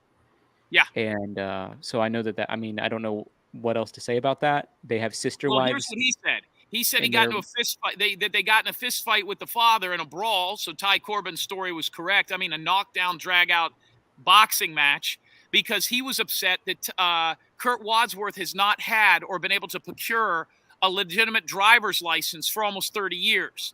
And that's why he's not on the road driving around. That's By why the way, they take. I want to say this too while we're talking about this. I've spent a lot of time in the Philippines personally, and a little money goes a long way. For example, if you have a bachelor's degree, you make $7 per day, and that's how much the wage is. So you work 5 days a week. $35 is someone who has a bachelor's degree. That's a good salary there. And so part of the reason why he has these wives is because he supports them financially. and a little money goes a long way there. So I just wanted to say that because I didn't have a chance to answer your question about how does it the work. son and him got into it, and the argument was, how could you be sending money overseas when you didn't spend any money on the 8 children that you had, including me? And then it got into the slurs and things of that nature. So, why are you doing this when we really know where you want to go with all this? We know why you're staying out here in the desert. So it would be really interesting if anybody else that has connections to Kurt can show us an active driver's license. Supposedly he hasn't had one in almost 30 years. They also mentioned an arrest by, I don't know if it was for tax evasion or what, but there was some sort of an arrest in front of a lot of people years ago. I think his wife, he was still married at the time. And from that point on, he never had a driver's license, never paid child support on 8 kids, but was chiseling some shekels over to the Philippines. But I don't understand what he gets out of sending money to the Philippines for wives. What is it for him? Well, my assumption is that he actually has a sexual relationship with him and travels to the Philippines, would be my guess. I don't know that for sure, but if he doesn't have a driver's license in 30 years, I'm going to bet that he doesn't have a passport. I think it's bearded. I think it's BS. I think it has to do with something else. And once I speak with his son fully, I'll give you the reason. And I think if you read between the lines, you could see why maybe he's interested in things in the Philippines. There's a lot of things you can get in the Philippines that are legal that aren't legal in the United States by age. So you can look that up. Like you said, $35 goes a long way. Hell, one of your super stickers, and you're basically a doctor in that town, Tyler. I know doctors in that town. Brookie and that nation. Brookie says, sent what we discussed. Awesome. I will check that out in just a second. Rebecca, how are you? Hey, I'm doing great. Can you hear me? I can hear you. So what are your thoughts? Well, first off, just to finish up on what Jim was saying there, that's what I was going to say. Why is he dealing with the Philippines? Not just because of wives and stuff, but the poisons and stuff that they can have brought in and the drug things that can be made from them. So, like, that can relate back to the meth again, too. Things are way cheaper when you're... I want to speak very highly of the Philippines. It's a nation that I do a lot of work in. So, oh, it's a beautiful place, beautiful culture. And the second thing I wanted to bring up was this body in the desert. What if that was the beat up, bloody, one chewed with a t-shirt tied around his foot guy? Very, very, very possible. You were right on the money with that one. And that's how they, tracked Brenner and the other feller that they got up north there. Yeah. Chase Vinstra. There might be a connection there for sure. Yeah. Yeah, so that's what I was thinking when they found that body. Maybe that's the guy that was. Yep. I'm right there with you on all this stuff. I am right there with you. So anyhow, that's all I had to say. Okay. And well, thanks James, we love you. Thank you. Love you. Be good. Never. Hotspot says, Tyler, we're moving on up. 4K in the house. If we can cross a threshold. Jim, you were here live when I crossed that 40,000 threshold. What if we cross the 45,000 threshold? Then you can make fun of me on every channel for celebrating it. Well, Cindy, welcome. Thank you for your super sticker. Shout out to you. And $50 again with the super sticker. My God. Thank you, Cindy. Celebrate you. I honor you. Carolyn, welcome to the Feller fam. Athena says this, could be people who are sex workers in that country. Possibly. You know what's sad? I watched a documentary about people in the Philippines who have to choose between dinner or making. This is a dumb choice because I would always choose just not having dinner, but I've never been in this situation, so I don't know.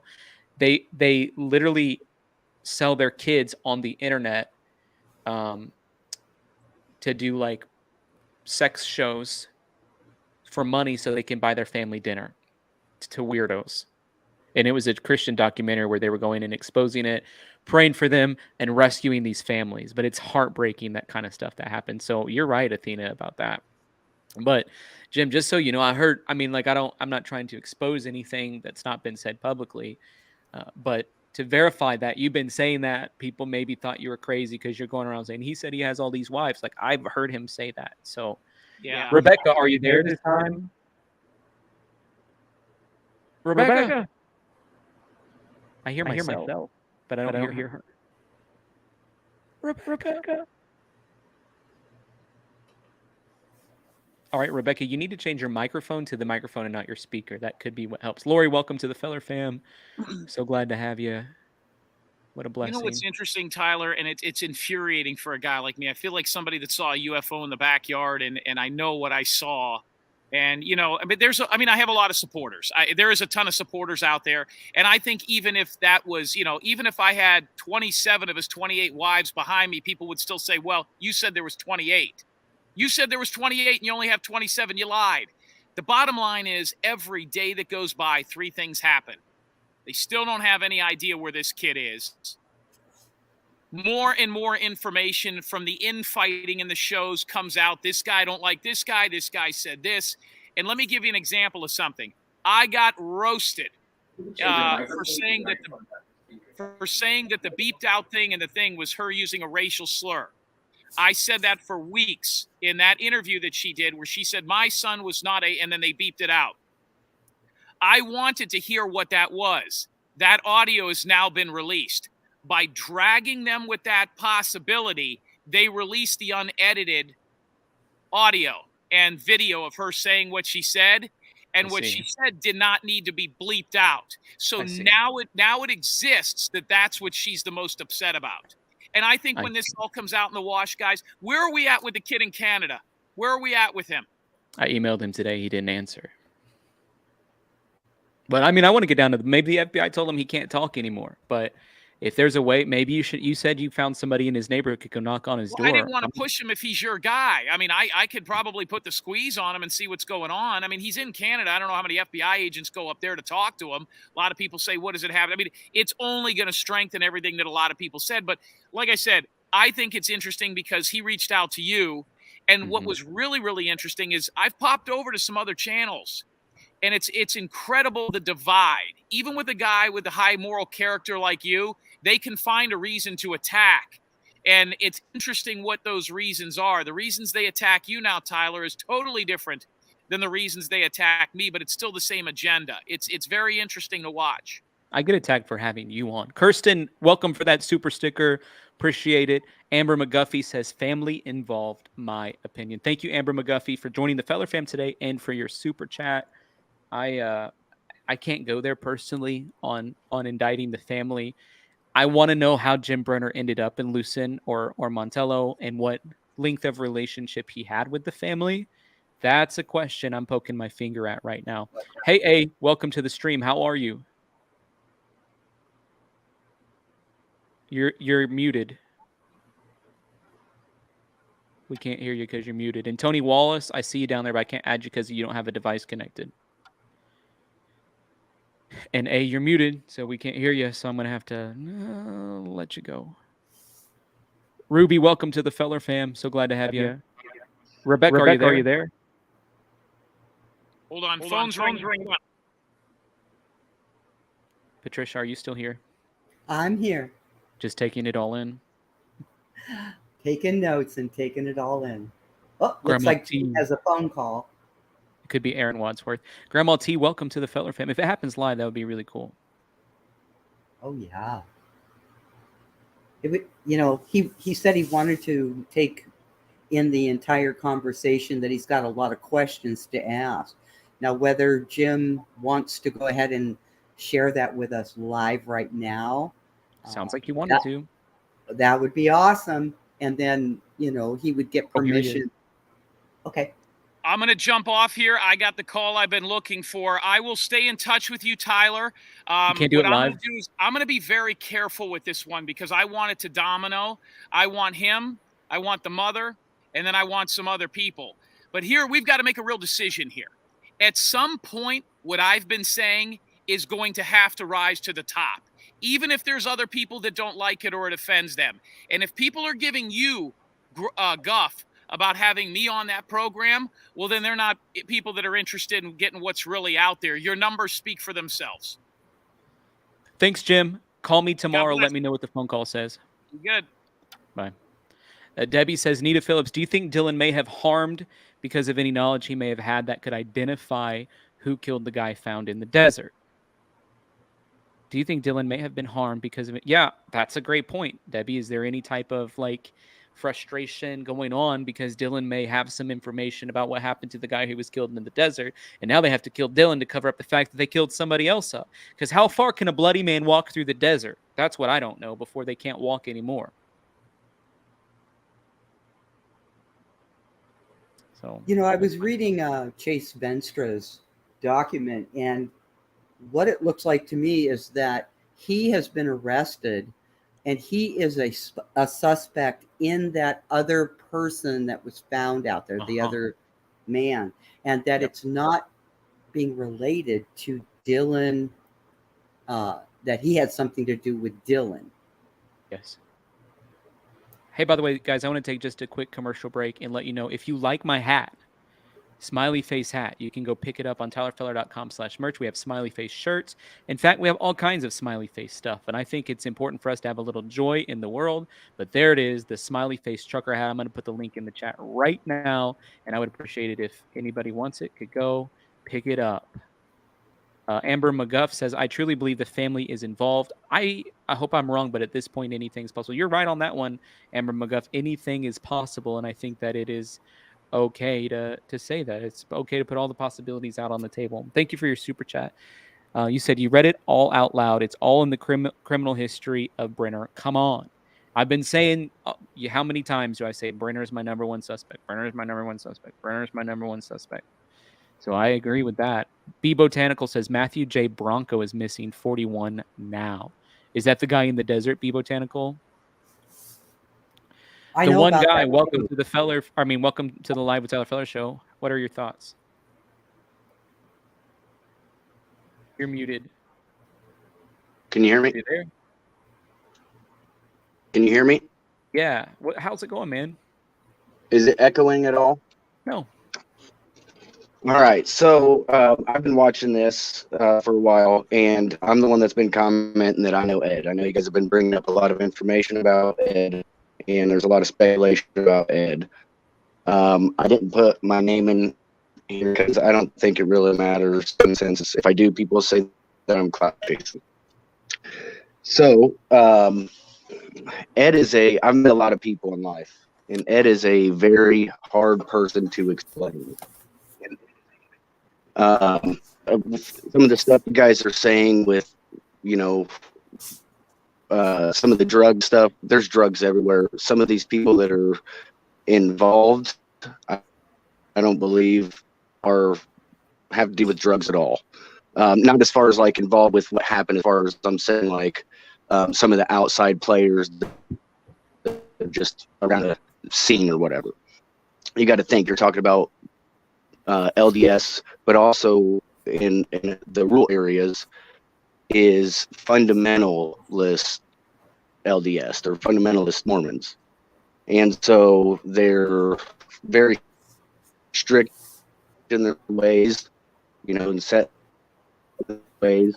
Like I said, I actually worked with Ed for nearly a month. This was 8-9 years ago. Worked for him also. I mean, Ed has a certain way of, you guys are probably having a hard time finding information about him. Yeah, we have because your connection isn't great, so he you're has a cutting certain out. not having something. Your connection isn't great, so you're cutting out. Do you have a you're phone? right. Do you have a phone We haven't number or found great something? information. You're right. We haven't found great information on Ed, and Patricia has a lot of questions about Ed. By the way, a different Ed, Dr. Edward Moskowitz, joined the Feller fam just now. Thank you for doing that, Dr. Ed. You, along with Amber, and let's see who else. Deb Harshman just joined the Feller fam. That's so awesome. Okay, the one guy. Yeah, I want to be able to make sure I'm hearing what you're saying about Ed. You're basically saying there's a difference between Latter-day Saints and then extreme fundamentalist Latter-day Saints, and as a member of that. Now, was he friends with Dylan Round's grandfather? Now, I'm not saying that he's an extreme fundamentalist. I just have to say, like, as far as like its own culture out there, you guys have to understand that. I lived out there for 12 years. And would it be I better wasn't if I from the gave area. you a number you could call in? We could hear you more clearly. Please, that would be much better. Email press@tylerfeller.com, and I'll send you the number. Press@tylerfeller.com. Yeah. Okay. All right. Bye. All right, thanks. Black Dove, welcome back. Thanks. My internet kind of pooped itself. I think everyone's is. Yeah, I want to, Patricia, I'm glad you're on the call for this because you're the one who's been trying to get to the bottom of the Ed situation. Am I right or am I right? You are so right. I've heard different things said about him. Ty Corbin on No Thanks Investigates on a phone call. In fact, it's been a couple of call-ins now from Ty Corbin saying not very good things about what he knows about Ed Harshberger, and that he's a land grabber, he's an opportunist. And I think we even had somebody in the chat, I think it was a couple days ago or so, who had also worked with Harshberger and that owed this person, I think it was a woman, but it might have been a man, owed that person $10,000, never got paid the money that Harshberger owed her or him. And the connection with the farm and the grain shed property, we're hearing two different names. There's been Ed Harshberger, there's been Checchio. And so I would like to know, nailed down, does anybody know what Ed Harshberger has to do with either Dylan Round's property that was purchased there, or was it also having to do with the land that has the grain shed?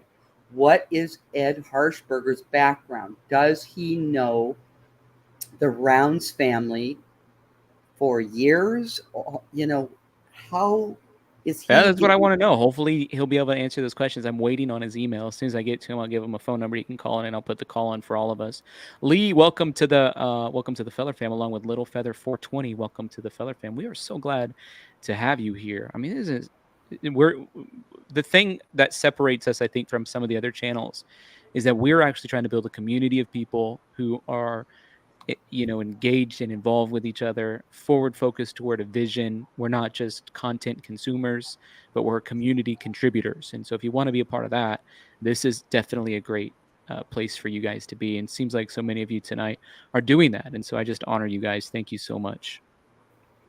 But I want to get down to the bottom of who Ed is. Black Dove, what do you know about Ed Harshberger?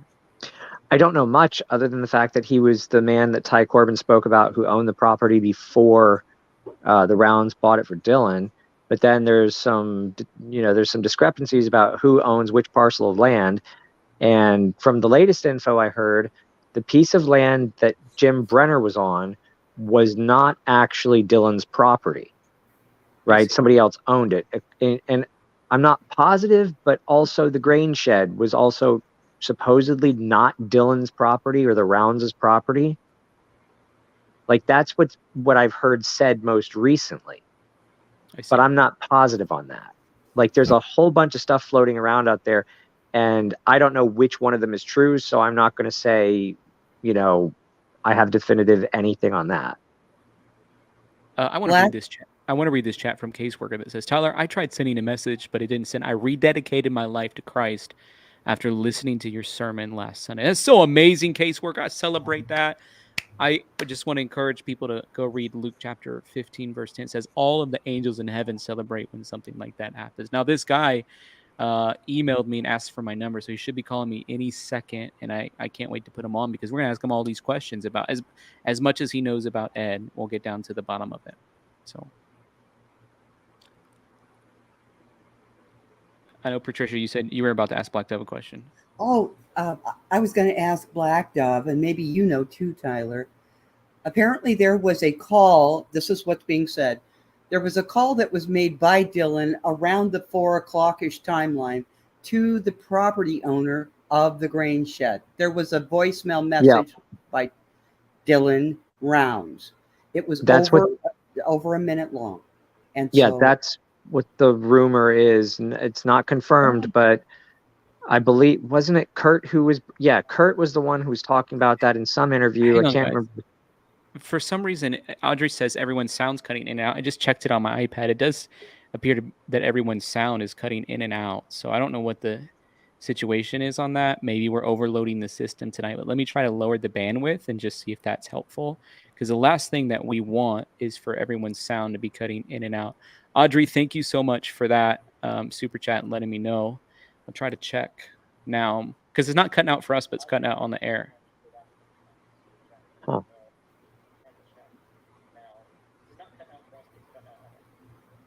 Still cut? It's still cutting out. I don't know what the deal is. I guess we'll just have to deal with it for the rest of the stream.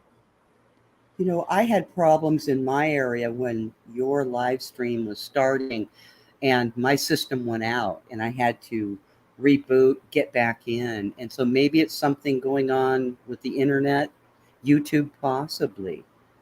No, just too many feds listening in. Somebody said for me to check my speed. My speed's like 500 megabytes per second, so it should be fine. Hey, no thanks. Hey, buddy, how are you? Good. So we're waiting on a call from this guy who worked for Ed Harshberger, and I'm ready to have the conversation with him. He needs to call because we've been waiting for a few minutes. I just got off the phone with Ty. Do you want some breaking info? Sure. I like breaking info. We're going to be talking about it tonight. There's some twine going on that ended up on Kurt's property and a barrel that was taken from Ty's property by, well, said Kurt and people. So I will have that for you guys tonight. And if you guys want to know what the twine means and why it's at Kurt's property and why it came from Ty's property and why some said Salty is saying there's a problem with the twine, we'll have that all figured out for you guys tonight. If you haven't heard about twine yet. Whoa, no. Because Salty is actually saying that Ty is involved. I don't want to get in the middle of like a YouTube argument. No, I don't want to do that. But the claim is now that Ty is actually involved in the disappearance of Dylan Rounds, per Salty. What? Yeah. And Jim Terry could tell you guys the same because same call he got and Ty got. So something about twine and how they use that as rope or something to kidnap Dylan or something. It'll all be disclosed tonight. Ty's going to come back on and we'll be able to talk about twine. I don't know if you heard about it yet, but that's the threats that he's been getting already from this Salty person. So that's just happened. So we just got off the phone with Ty and finished that. So he'll be on. So if there's an explanation about I tried to call Ty several times today to have a conversation with him, and he didn't answer. So, do you have his right number? Can you email me? I know I have your email. I'll email you his. Yeah, I have his right number because eventually he started texting me back. But I tried calling him several times today because I had some questions I wanted to ask him. Some things that I heard him say. Like, did you hear him today say that Brenner had a relationship with the Rounds family and they moved him to Lucin, Utah? He said that today while talking to you. I thought it was about the fire, and then he went to Kurt's house, and then we went from Kurt's house over to the grain shed area. I don't know. I see. That's why I was confused about. That's why I was wanting to follow up with him and have the conversation about it. Lee, by the way, you want me to try to call him real quick for you, so you can. I don't mind calling. I'd rather have it off air because I feel like there's a battle going on. And I don't want to be in the middle of it. There's no battle. Okay, here, listen. Let me get this straight. There's no battle, and there's no ill will. There's no ill intention. It's all about Dylan Rounds, right? But we don't need this inner turmoil that's going on. So when he calls Ty and says, "Hey, we think you're involved because of the twine," and the twine was stolen from his property, right? Yeah. Now we have a problem. And I called this guy. I don't mean to, and I so do not mean to like create a wrench here or like some kind of chopstick in the road or a fork in the road here. But it's weird when someone starts accusing now the man who's looking for Dylan Rounds, who's been nothing but honest to us. But now this one person, and I won't say the names anymore, is now talking about the same twine being found at, in the area and this and that, and saying it's coming from Ty's house. Because he had the same twine. Well, people came and got some siding and some aluminum and some different kind of disposable materials so they could get money off them, right? Copper and this and that. And they used that cart. And the cart actually had the twine wrapped around it so animals wouldn't bite onto it. So like there was different parts of it because it was on a farm. So like there was twine wrapped around it. So like that'll all be talked about tonight. And I didn't mean to use this as a platform to tell you this, but I have to say what this person who's protecting the Wadsworth, because here's the deal. We have Well, I Ellen don't Bird. think like my personal like thought on it is like the Wadsworths are like way down the line. No. Do you remember Ellen and her son Dylan came on my show That's and the only suspicious part. and they were like, "Oh, Kurt will do whatever you want. We'll go to court for you. We'll make sure they know you're innocent." What does that mean? Why are they fighting so hard for Kurt? It's not for a $1,200 payment to a bar. It's not about money. Like they love each other. There's a love that happens. Ellen said, "I love his mother." So that's like the in. So now all of a sudden you love all the kids because of that. Lee, let me celebrate Lee's super sticker. Thank you, Lee, for sending that super sticker. Thank you for joining the Feller fam today. We're so glad that you're a part. That's a big super sticker. And I can promise you every single super sticker makes such a big difference. People don't know this, but we're a full ministry here. We help people. We have benevolence fund, which means we help people that are in need with money that come in. We have a whole nother person on staff. They do what's called life consulting, where they meet one-on-one with people for an hour at a time for prayer and support, all funded through super chats and super stickers that come into this channel. And so we're not just we're like totally using this as an opportunity to help reach people's lives. And so when you give a super sticker, I want you to know what you're sowing it into. All of it goes into a 501c3 nonprofit. And so it's like, just I want to make sure people who are new here understand that. So and that was so rude, Patricia Wade, Miss Beautiful. I'm so sorry. I didn't even say hello to you first. Black Doug, hello. Thank you. I do have a quick question, Tyler, if I could ask Doug real quick. Sure. Let me get through these super chats and super stickers, and then we have a caller.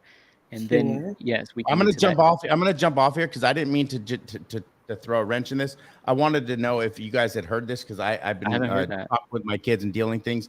The twine thing and all this stuff was coming out. So I'm going to be going live in like over an hour and 10 minutes. I didn't want to interrupt, but I didn't know if that came out on this show. And I just got off the phone with Ty and I wanted to get back here. So I'm going to call Ty tomorrow. So hopefully I can have a conversation with him. Yeah. And if you can't get a hold of him, contact me and I'll three-way you. I'll make sure you get a hold of him. I don't want to make sure. I want to make sure you guys talk because the best we can do to keep this about Dylan Rounds and not about the drama. If we can do damage control about stuff that's coming about twine or this or that, I think it's best we just hit it head on.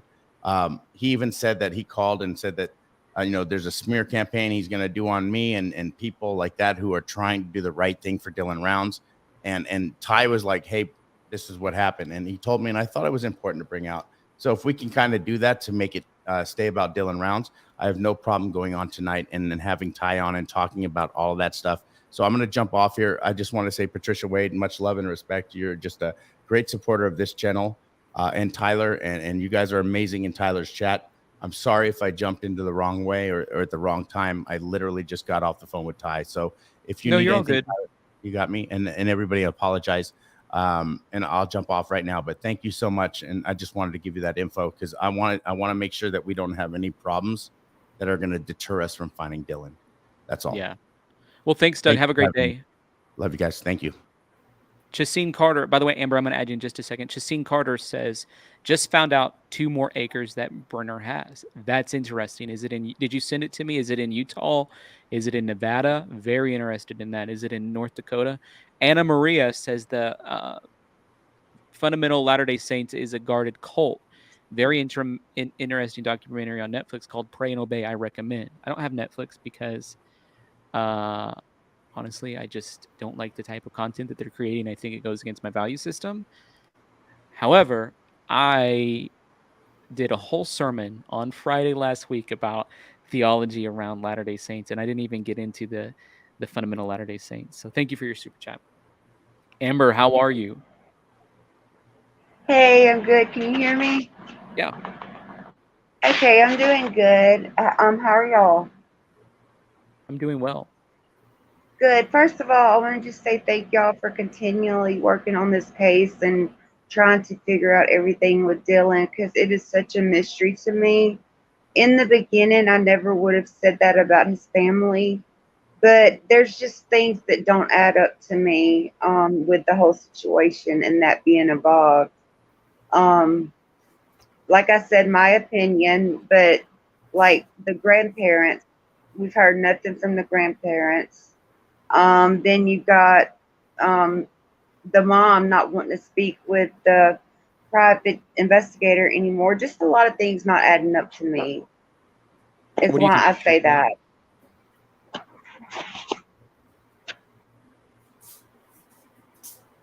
Patricia, what do you think?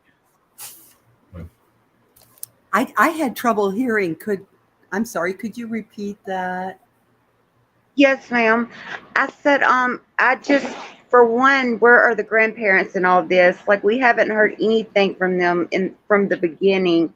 And also, the reason I think the parents or the mom is starting maybe to be involved is because all of a sudden she stops talking about to the private investigator and kind of like lashes out, and I just didn't understand where that came from.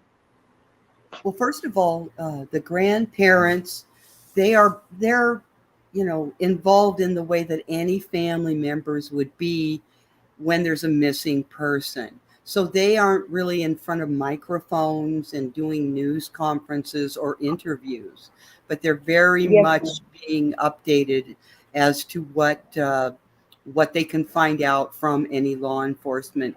With regard to Candace, my heart goes out to her, and I am not going to say anything about her relationship with private investigators.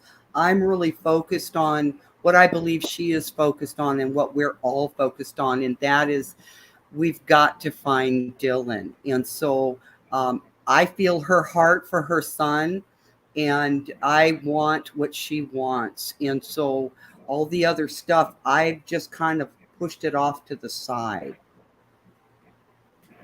Yes, ma'am. I mean, I think they're involved. I mean, I see them involved in the sense that they paid, and connected with Jim. They were there in the searching. I do think they're kind of silent for whatever reason. And I know a lot of people don't want to be in the media, the news. Some people are too nervous to even call into this YouTube show. So. Right. I agree with you like 100%. Like something's not right. Yeah. So. Thank y'all for having me on though. Amber, are you a believer? Oh, yes, ma'am, 100%. Yes, ma'am. I saw your cross on the wall there. I would just say to you and to everyone who's just so caring about Dylan, just keep this situation in prayer. Pray for Dylan, pray for the family. And when we unite. Yeah, so thank you for doing that. Thank you. You're welcome. You're welcome, ma'am. Thanks, Amber. The best rapper in the world. I'm getting your email, so email me your number and I'll call you, because apparently my emails are going to your spam or something for whatever reason. So you email me and then I'll call you. What a crazy case. This just keeps getting wilder and wilder, doesn't it? Definitely. Tyler, what I was going to ask Doug was something that I heard previously on his channel today, and that was a conversation with Ty.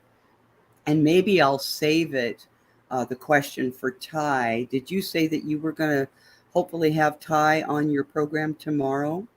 I don't know. I don't know about having him on the program, but I was going to call and have a conversation with him. Got it. What I heard today on Doug's program was a comment that Ty had made, and that was that there were law enforcement meeting with the Wadsworths in town today. And that was the buzz. He did not elaborate. So maybe when you talk to Ty, I don't know, maybe it'll come out on Doug's program in a while tonight, but I would be curious if there's any updates about that. Another thing that I would say, and Laura, who was on the show from Perplex QD last night, said this, that maybe the reason that they're asking for people not to search is because they're narrowing down exactly what happened. This is a crime scene, and they don't want anybody to come trample on potential evidence.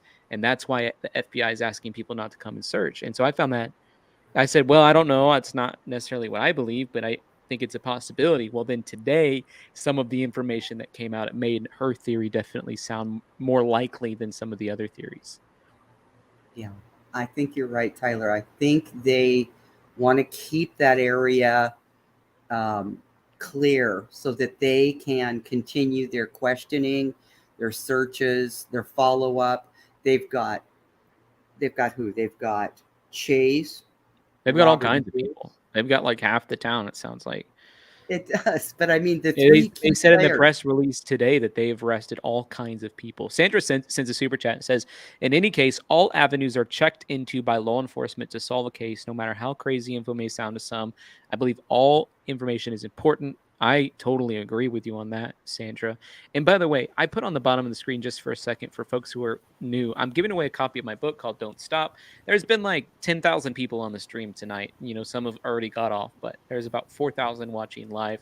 There's only been 420 people that have signed up to win this book, and it's a great book. Use hashtag Don't Stop, and you're entered for a chance to win that book. It's down there as a little ticker on the bottom of the screen, and so we'd love for you to enter to win the book. What's up, Debbie? What are your thoughts tonight? Tyler. Hi, Patricia. Hi, Black Dove.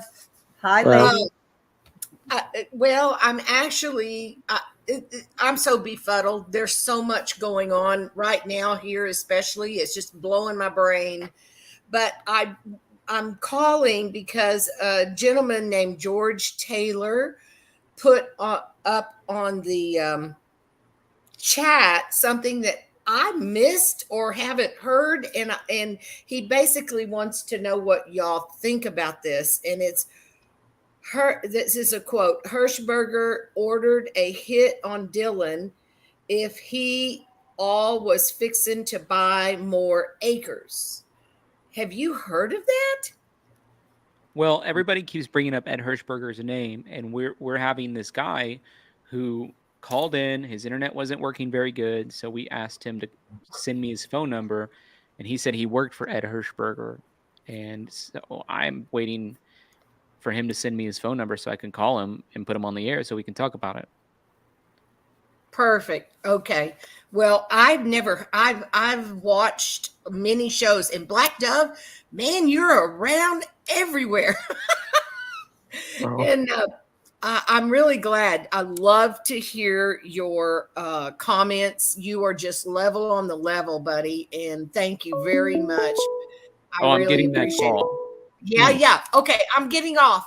Love you guys. That one Bye-bye. guy. Bye. To accept, press 1. To send. Hey, are you there? Yeah. Can you hear him, Patricia and Black Dove? testing. Hello. Hi there. Can Is you that better? Can you guys hear him? Yeah, I can hear him. Okay. So what are your thoughts? All right. So, like I'm saying, Ed is a very hard person to explain. And I've traveled all across the country. I was a door-to-door salesman. I've met all kinds of different people. And I'm also, in some ways, we're a lot like-minded. And as far as like the power of really, to be honest with you, the power of the word in the Bible, to be 100%, just to keep it real. And it's so hard to explain. I'm trying to find the right word where people understand. And the people that know, I know what I'm talking about, but it doesn't matter. Ed is, let me say, the type of person that doesn't really food. I met him making fodder. I don't know if you guys know what fodder is, but and he taught me a lot of things. Fodder is basically grown indoors. The first 6 days of the plant's life is the most nutritious, and he was making these shakes where he really didn't have to eat food. And I lived out on the farm with him for nearly a month and didn't make a dime. Was supposed to make stuff during the harvest, and as money came in, and with the people saying that there's not money in these small farms, like, you're completely off kilter of understanding the area. You look at, like in Idaho, land is more expensive, but there is massive farms. I'm talking thousands and thousands of acres. And so in order to get in the game like Dylan was and be able to change that, you have to have a lot of money, and it's really hard. It's very political. Yeah, that's what I was Okay, thinking, so that going to 600 this acres is actually pretty small. By the way, Amber, thank you so much for that super chat where you said I rededicated my life last month. That's so, we celebrate with you, Amber. That's so amazing. Thank you for your super chat. I'm adding Perplexed QT to this call. I didn't mean to interrupt you, but from my understanding, it seems like 600 acres is a relatively small farm, and I've lived in farming communities. Well, it is, because you're living in farming communities now where they're massive farms. Before, it wasn't like that. So if you want to do stuff, you know, for instance, you know, another thing that I learned with Ed and worked with Ed on was, and this is talking about like breaking stuff down, kind of like how the food thing was. And that's why it's very hard to explain. You're not going to find much on him online. He does a lot of land contract deals, which I would be surprised. Like, how did you get this huge farm and with this? Let me ask you a couple questions. How long have you known Ed? I knew him for about, I would say, roughly about a year. And how long did you work for him? I worked and lived with him for roughly a month. This was 8 to 9 years ago, roughly. And I've just done a lot in my life, so it's hard to remember that exact moment. You know what I mean? There's things that, and actually, if you could pull up the local caller that called in yesterday, I believe it was. There's a local guy that was talking and saying, "No, that's not him." Talking about the guy with the hat. Yeah. If you could pull up that caller, that's kind of pretty much what Ed sounds like, and I'm almost thinking that is Ed, to be honest with you. But he's not very. I don't know if he would really interact with the text. Well, that guy's name is Michael Moore. Okay, well, he sounds a lot like him. So if you know who, like the accent, the way he talks, you know what I mean, and that's probably somewhat from the area, but it's very close. And there wasn't a name when he had called in. I was like, man, that sounds really, really close to him. So he sounds a lot like that, as far as just the way he talks and things like that. So when I was working with him, we would move irrigation. And so a big thing on the farm in the desert is water. And in Idaho and in that area, people have killed over water for generations. And I'm not saying that that's what this is. I just need for you guys to understand the area and how generations have done it in years past with farm wars and water wars and things like that. It's the most important nutrient in the desert. So I want, so important if you can just give a second, Patricia, give us, because some people are confused about. If I can make this one more point. Well, hang on a second, is because people are confused in the chat, and I want to make sure that things are understood correctly. Patricia, can you give us a 10-second synopsis on why Ed Harshberger is important, and then we need to direct some questions specific to that. You're muted, Patricia, by the way. Thanks. Yeah, I was hearing an echo, so I wanted to make sure it wasn't coming from me. So Ed Harshberger's name keeps coming up.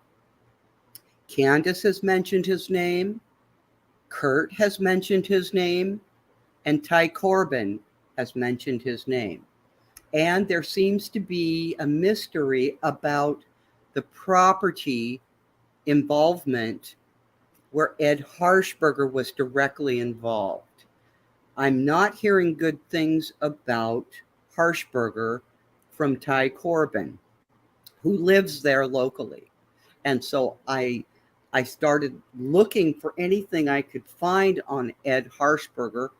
And I wondered, is Ed Harshberger's first name actually Randy? Because Kurt also mentioned somebody named Some Randy. people are saying it's Harry. Yeah, I don't know. And so it's kind of caller, mysterious. do you know the actual name of Ed Harshberger? He went by Ed as I know him. That's how people know him, as is Ed. Do you think that he is capable of eliminating someone's life? Well, here's the thing. How I guess and this is, I'm just going to be 100% honest with you, but throughout this process, because there's no reason to fib about it or whatever, but it'll kind of give you an insight of a little bit of how he is. First of all, I want to go back into the water thing though. So water is so important out there that we used to, when I worked for him, we would go collect water from lakes and reservoirs 300 miles to the west towards the ocean. And we would gather water from these streams, and he would make these units that basically would attract the same molecule of water to make it rain on the property. Did it work? I don't know. You know what I mean? It was worth a shot. That's how much of trying to break stuff down. You know what I mean? Of even weather manipulation on a small scale for the crops. And so when you're talking about the farming stuff, Dylan had cracked the code for that area. He got this farm from Ed, is what it sounds like. And so Ed had a contract just like he does on the shed property. And it's a different owner, but Ed was in there for some kind of contract. I assume that Ed also does farming up in that same area of Driggs where the rest of the family is from, because that's where I farmed for him at. And so Dylan had cracked this code of how to make stuff grow there, and it was actually just beginning to take off. You have a piece of desert land, and you guys are looking at it as like, oh, he had 600 acres, but he's only farming 20 or 30 or 50 or 60 or whatever it is. That's not the point. The point is that he broke the code of how to farm there and how to farm in the salt desert. Okay, and he wanted to develop that whole land, that whole valley, like his mom said. Well, he cracked the code to do it. Do you think he really cracked the code, or that's just what people were saying? The crops are coming up, aren't they? I have no idea. I haven't seen it. I haven't seen a picture of crops coming up. Everybody that you talk to that's local say, man, someone's still out there and they're taking care of the crops and it's coming up. But he was also getting ready to buy the property from Joe, which is in a contract with Ed. And Ed put Jim out there. Now, if I was a farmer and I was taking over this area, Ed put Jim Brenner out there? From my knowledge of what's been out there publicly. So did Ed Harshberger have a relationship with Dylan Round's grandparents then? I would say that he was one of their farmers in custom farming when they needed stuff. It's a different environment of like, just like if you came from a farm community, people help out each other or rent their tractor, say, hey man, my tractor's broke, come plow my field or whatever. You know what I mean? And when it's harvest time, it's time to make money. So it's whatever we do to get the job done. Ed is also someone that I know had spent years on horseback, just living in the mountains. From Arizona up to Idaho, just living up in the mountains all over. And the only reason that I'm really saying this is one, because I feel like it needs to come out. There's a lot of speculation about it. You guys will still make choices and decisions about it, but he also personally wronged me.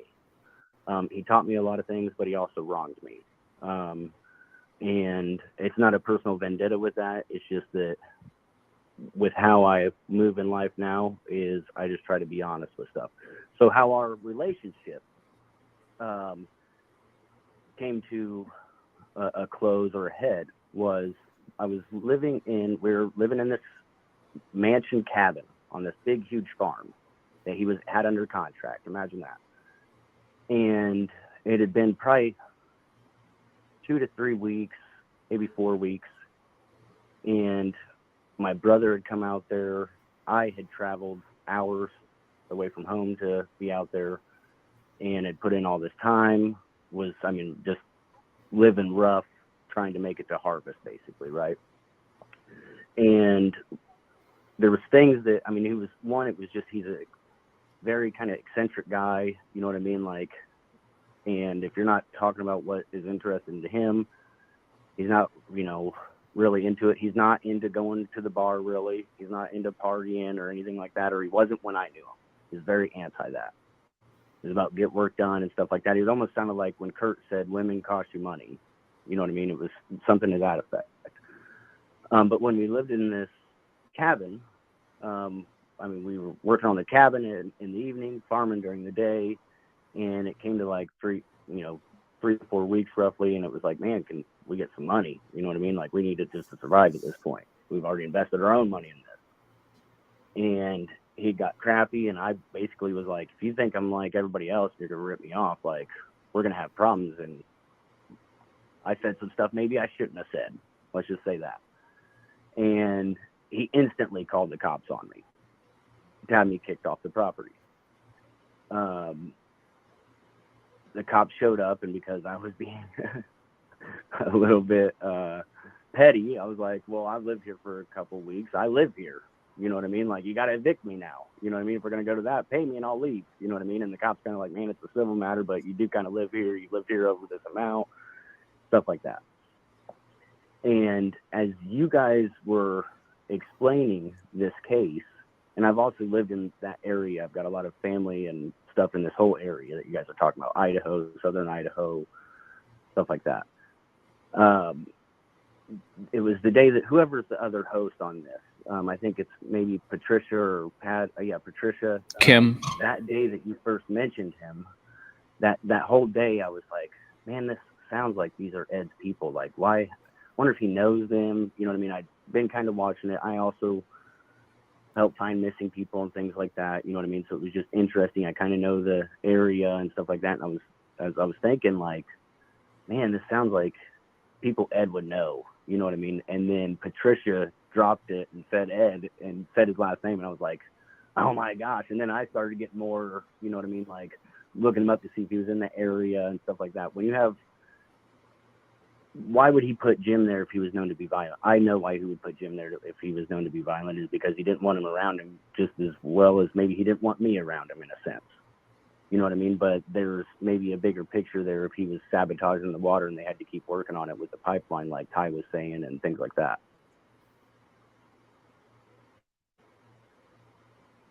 To me, it kind of seems like he was being blackballed because he broke the code to the area. And that had to be shut down. And if he was being blocked at the gate to put his seed in the shelter that was going to be his anyway, and there was some issues there, I could see where he would get pretty upset about it. You got $20,000-$30,000 in seed in the back thing, and it's getting ready to rain. You're like, man, I've got access to this thing. Why are you locking it? I need to get this in here before it rains on it. Hey, If you can look I, at the, can I ask you a question? go ahead. All right. So you keep talking about Dylan cracked the code. I don't know much about farming per se, but I would assume or I would think that if Dylan cracked this code, it would be profitable for everybody.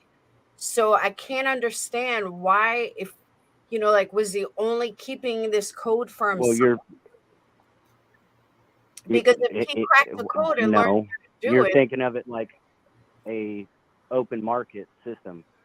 I mean, think of it like Tesla came up with all kinds of stuff and broke a lot of codes. Was it good for everybody? It could have been. It's not. But I'm saying, so like, I it's can't. where if it's a formula he had, he probably wouldn't want to share that. He would tell people, hey, man, look, it's growing out here. I figured it out.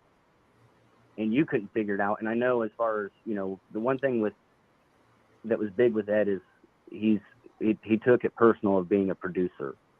And what that means to people that don't produce is like, I actually make stuff that people need to eat. I'm a vital part of the world and I produce. These other people maybe just this. And so when you have someone that, if you think you're the best farmer in the world and you have someone show you up and they're kind of saying, hey, I figured it out. And everybody knows that there's so much land there that's cheap and stuff like that. And you know what I mean? These other water rights that come into where other people were putting water rights in. Maybe Dylan made a deal with Joe and cut Ed out. Okay, and it's funny that you talk about the water rights because 2 weeks ago, I happened to mention the water rights, and I have a feeling that plays a part of this. And nobody had really talked about it much until the other night. And now you're saying the same thing about water rights. So I found that interesting. But I go back to, if I can understand the way you're saying it, but according to like Kurt and other people that had spoke to Dylan, or that, try to tell us about Dylan. Dylan was like talked all the time. He told people everything. He was a bragger. Is that not true? Or you think that is true? I And don't know. I don't other know him people personally. getting You know what I jealous? mean? I've heard mixed things on that. I've heard, that from different people that knew him. Not that I talked to them personally, but the conversations of theirs of where I've heard both sides. You know what I mean? He talked about his farm a lot. Did he say you have to put this exact amount of this into this to this in order to grow stuff out there? Probably not. He was probably like, dude, I'm getting ready to show you guys. I'm going to take over this whole valley. Watch. Give me 5 years. This whole thing's going to be green in here, and it's going to be producing crops.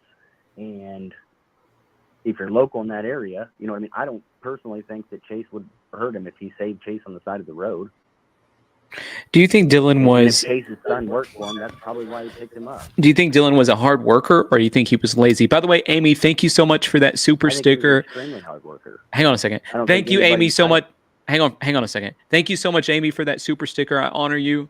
Appreciate you. You're our super sticker train conductor. Thank you so much for sending that. So what are your thoughts on, you think he's a hard worker, or you have no idea? Without a doubt. If not, you wouldn't make it out there 3 years. Laura, what do you think?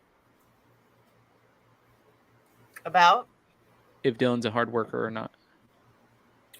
I don't know. I mean, I'm kind of taking in a little bit of everybody to say, okay, it's probably messy. Like he said on Crime with Jess's channel, he's probably a little lazy, but no matter who you are, when you love what you do, you're going to do it harder than you would if you had to do something that you didn't like doing. You know what I mean? Yeah. So I guess if you're going to break that question down, for him, he's a hard worker because you have to in order to even survive out there, let alone have a thriving farm. But secondly, also when you're being lazy and it's out of season, you're being lazy and enjoying life because you work so hard.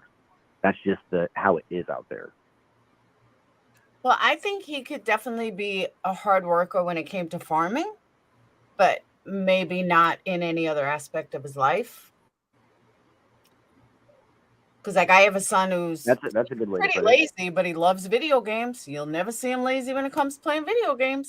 That's what I related to. By the way, old timer, thank you so much for that super sticker. Guys, it makes such a big difference when you support the channel in that way. Now, Patricia, I want to hand it over to you for a second and maybe let you ask a question or two about Ed, because you're the one who's been consistently bringing him up in conversation. Well, I just keep looking at what the comments are by Ty Corbin, who knows Ed Harshberger, who knows about... I would like to talk to Ty, actually. If there's a way that I could get... Sorry for interrupting you. I'd like to really talk to Ty. Yeah, let's let her finish her question. Thank you. So with Ed Harshberger, I'm relying on who knows him, who knows about him. And I appreciate you, caller, because you say that you've actually worked with him 8 or 9 years ago. He is kind of a hard person to work for. And you kind of know the lifestyle and where his head is at with focusing on land and properties and etc. But I'm also hearing a dark side about Ed Harshberger, and that he's very opportunistic, and that he's been really doing some dirt that ends up hurting people in land deals and whatnot. He's somebody that seems to smell the money, whether it's in contracts with people that want to buy land, etc. But he also does not pay some of his employees, and that, Ty Corbin seems to know much more about this guy than I do, certainly. But there's something about Ed Harshberger, I can't let go of the name. It's the same thing when I first started, I was hearing about Jim Brenner. Something just stuck in my mind about him.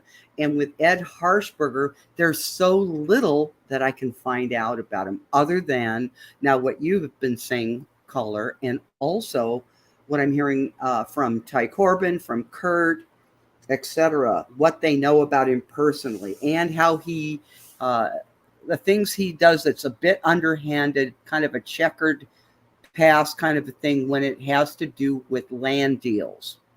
And so he seems to be a key player that for now I know very little about. So the guy that's calling in, you're saying Ed Harshberger is not in the cattle business. He's in the actually growing business. Dylan was going to be a direct competitor, so he wanted him out.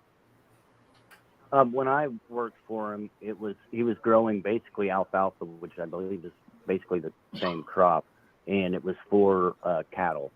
And so, that also goes into the money. And I didn't understand this even. I'm a very intelligent guy. And with some of the money that he was talking about, I was like, man, this just doesn't either add up or what, because we'd go out to a field and he'd show me those bales of hay and he'd be like, you know how much money that is? And I'm like, well, you said it's $2,000 a bale. And I'm looking at however many bales it is. I'm thinking, $30,000 or something. You know what I mean? He's like $120,000. And I'm like, how? You know what I mean? Like, and so. Is it alfalfa or what kind? Because alfalfa is higher price. It was alfalfa there. You know what I mean? But it really comes down to the certain samples that you get because of how they mix it for the cattle. You know what I mean? And so farming isn't anymore of just going out and getting alfalfa and being like, hey, it's all the same alfalfa.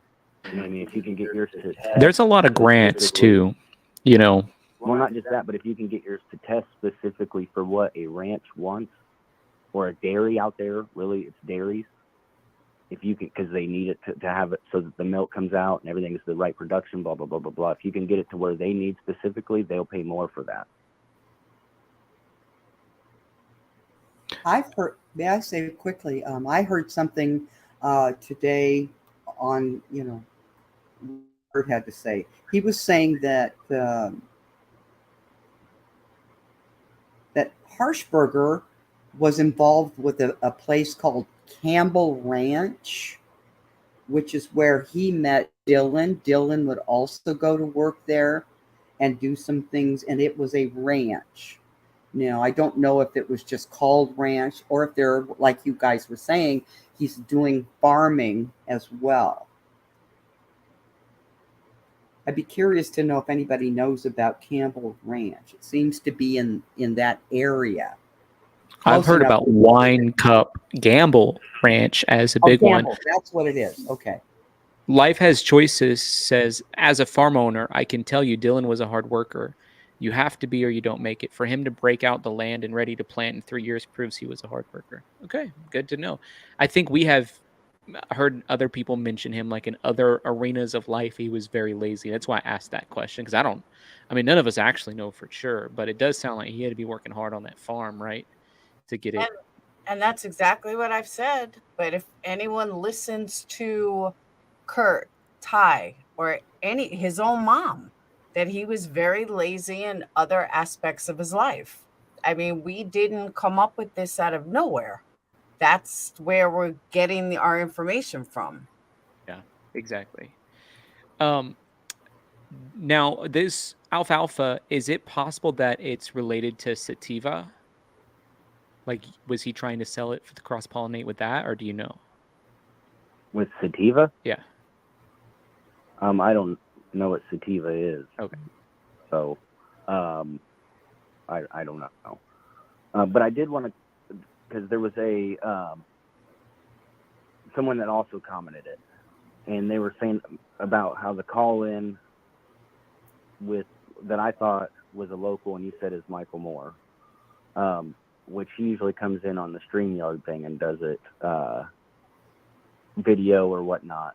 And I thought it was a called-in person or a called-in number that called you.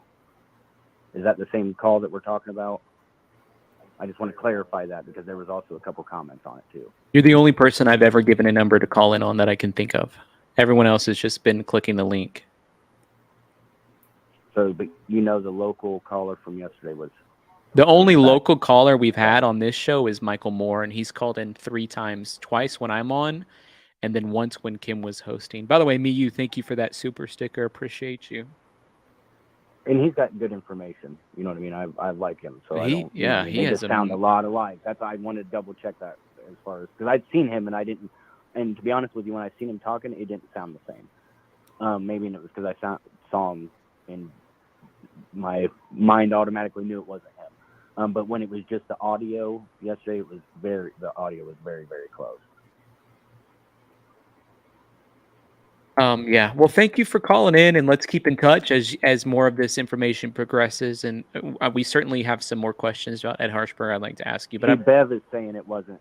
Bev Munoz is saying it wasn't Michael Moore. Okay, I'm confused about it. My brain's not working, so I can't answer it any further. But I appreciate you calling in. I'll try to find, if I can find it, I'll send you a timestamp or something on your video. Okay, that would be perfect, and then I'll be able to answer it then. So thank you. Awesome. Thank you guys for your time. Bye. Terry Tate says, "Thank you, Tyler, for this forum and keeping positive, accepting all opinions with grace and integrity." Thank you, Terry. That's what I try to do to the best of my ability. My brain sometimes doesn't work. Like, I thought the only local person we had that called in was Michael Moore. Hey, Sniper 79275. Hey, Tyler. So what are your thoughts? Can you guys? Well, I think Don is way closer to this than things have been reported, especially the fact that they were the first two that went out to look for Dylan, and they bought themselves an extra 24 hours to either reconsider what they had done or dispose of the body somewhere else. So the search parameters, as far as I'm concerned, have been multiplied fivefold because they had that whole extra day. And the fact that Don didn't report the 22 rifle at first when he talked to the feds, I mean, we're talking about a missing teenager and he's worried about a $200 debt that somebody owes him. Just doesn't make a whole lot of sense to me. It seems like he's covering for Jim, because the black powder weapons that Jim was busted with wouldn't have got him federal firearm charges, because depending on what year they're made, black powder weapons aren't considered firearms. So the only one that would have gotten federally charged would have been that 22 rifle. So the fact that Don withheld that, I think, is just really creepy. So so I don't know. That's a great point that I haven't really thought much about. So Don could have likely known FBI or somebody puts the squeeze on him and he coughs up that information. They go arrest Jim Brenner as some sort of a plea deal or something, so he doesn't get held as like an accomplice or something. Yeah, or, accomplice after the fact or whatever. And the fact that some of their tracks were, deemed as invalid because they were supposedly out there searching for him. When Heavy D went out there with a helicopter, everyone was like, "Oh, there's some track out here from people that have already been out here searching." Well, they bought themselves an extra at least 24 hours to dispose of the body wherever. I mean, they could have driven 12 hours some direction and disposed of the body and come back without anyone knowing, because they waited a whole day to notify the parents. And I just can't believe that if they're such good family friends, would you wait a whole day when it's truck sitting there and he's nowhere to be found, and you're over 24 hours to call the grandparents or whoever they had contact with to report them missing? It's just way shady to me. So I think Don's going to end up being involved in this a lot more than what's being said. No, I think you're right. I haven't thought enough about it, but because to me, it's like all signs were so clearly pointing to Jim Brenner. But now that you're saying it, it definitely makes me want to dive a little bit deeper into it. So, yeah. And the other thing is these people that are up looking down mine shafts that are way up on these mountainsides, from personal experience, it is incredibly difficult to move either a injured body or a KIA body by yourself or with somebody else up terrain like that. I mean, from personal experience in Afghanistan, trying to get somebody CASEVAC out, it's really difficult to move somebody that far. So I don't think he's going to be in the mountains anywhere. He's going to be off the road, or like I said, he could be in a canal 12 hours away somewhere. I mean, they had so much time to do whatever they wanted to do. And no offense, but that dude doesn't exactly look like Jim Brenner. I'm talking about doesn't exactly look like the most in shape person I've ever seen. No, plus there's reported bad ankles. It's almost 60 years old. I mean, it's a suck fest going up terrain like that, just humping your own weight. And if you're trying to carry somebody else, trust me, from personal experience, it's extremely difficult. Yeah. Well. So, but God bless everybody. I appreciate you letting me come on. Yeah, I appreciate you calling in. Thank you so much. Thank you for serving our country too. Oh, no problem. Thank you very much. Have a good evening. Thank you. Valerie, welcome to the Feller Fam. We are so glad to have you. Thank you for hitting that join button. Everybody who joins, it makes such a big difference. It actually propels our channel to continue, especially in the times when there's not hot cases, which that would be most of the time when there's not hot cases, at least in my experience, which I've only been doing this for since October, haven't I, Patricia? Something like that. October. Yes, it started with the 2020. Gabby Petito case. That's right. I haven't been doing it very long. Steven says, means the person who said searcher pick wasn't JB. That's true. Thank you for that, Steven. Appreciate you. So so everybody on the panel, what's your breakdown of all the information we're intaking tonight? Who would like to start? You guys can try. I'm in the middle of reading something about the water rights issue last year there in Montella. So Oh yeah, I've been following that too. Start. So Black Dove. How about you, Black Dove? Oh, well, as far as the Ed Harshberger thing, I'm not sure that really clarified too much for me as far as his involvement or potential involvement. But I mean, there's so many more people that just keep getting added to the mix constantly. It's more confusing than it first was, I think. Like, the case just keeps getting more and more involved and more people keep getting added to the mix. So I'm trying to like distill it down to what the essentials are and focus on that so I can keep those moving pieces together in my mind. And still, those are James Brenner, Chase Venstra, Robert Avila's, and their connections to each other. But also now there's the whole thing with like whether or not that conversation that happened between Salty and Ty, now they're he's backtracking on it as far as the quote unquote psychic tip coming from Jim Brenner as opposed to a psychic. But if it, like, to me, that's kind of a big deal. And until that gets resolved and clarified, it's like, that's probably one of the biggest deals for me still, is who really told Kurt to go to Robert Avila's house and why. Mm-hmm. But also the thing you brought up, Tyler, with potentially the bloody and beaten guy being somebody else, because Dylan said he did not give that bloody beaten person a ride, nor did he give him a name when he talked to Mom the first time. Didn't Mom say that it was later confirmed that he had picked up Chase Venstra and it was him that he gave a ride somewhere to, and he was beaten and bloody? Well, she didn't say he was beaten and bloody. She just said it was him that he gave a ride to. And he, before he got arrested, came out and said, Dylan gave me a ride, but I wasn't beaten up, I wasn't bloody, and I had shoes on. And not only that, he wasn't a stranger. When Dylan had told his mom about it, he said stranger. Dylan wasn't a stranger to Chase Venstra and vice versa. So that's why I'm like, maybe. Right. Stephanie Harlow is the one who told that to me. By the way, Heidi Joy, you spoke into existence us trying to surpass that 45,000 subscriber mark today, and we are getting close. Proverbs 23:7 says, as a man thinks, so he becomes. So thank you, Heidi Joy. So that's my thoughts on that, Black Dove. Like, I know whenever I said that, you're like, but I think when we look more specifically, at least the way I interpreted what was said.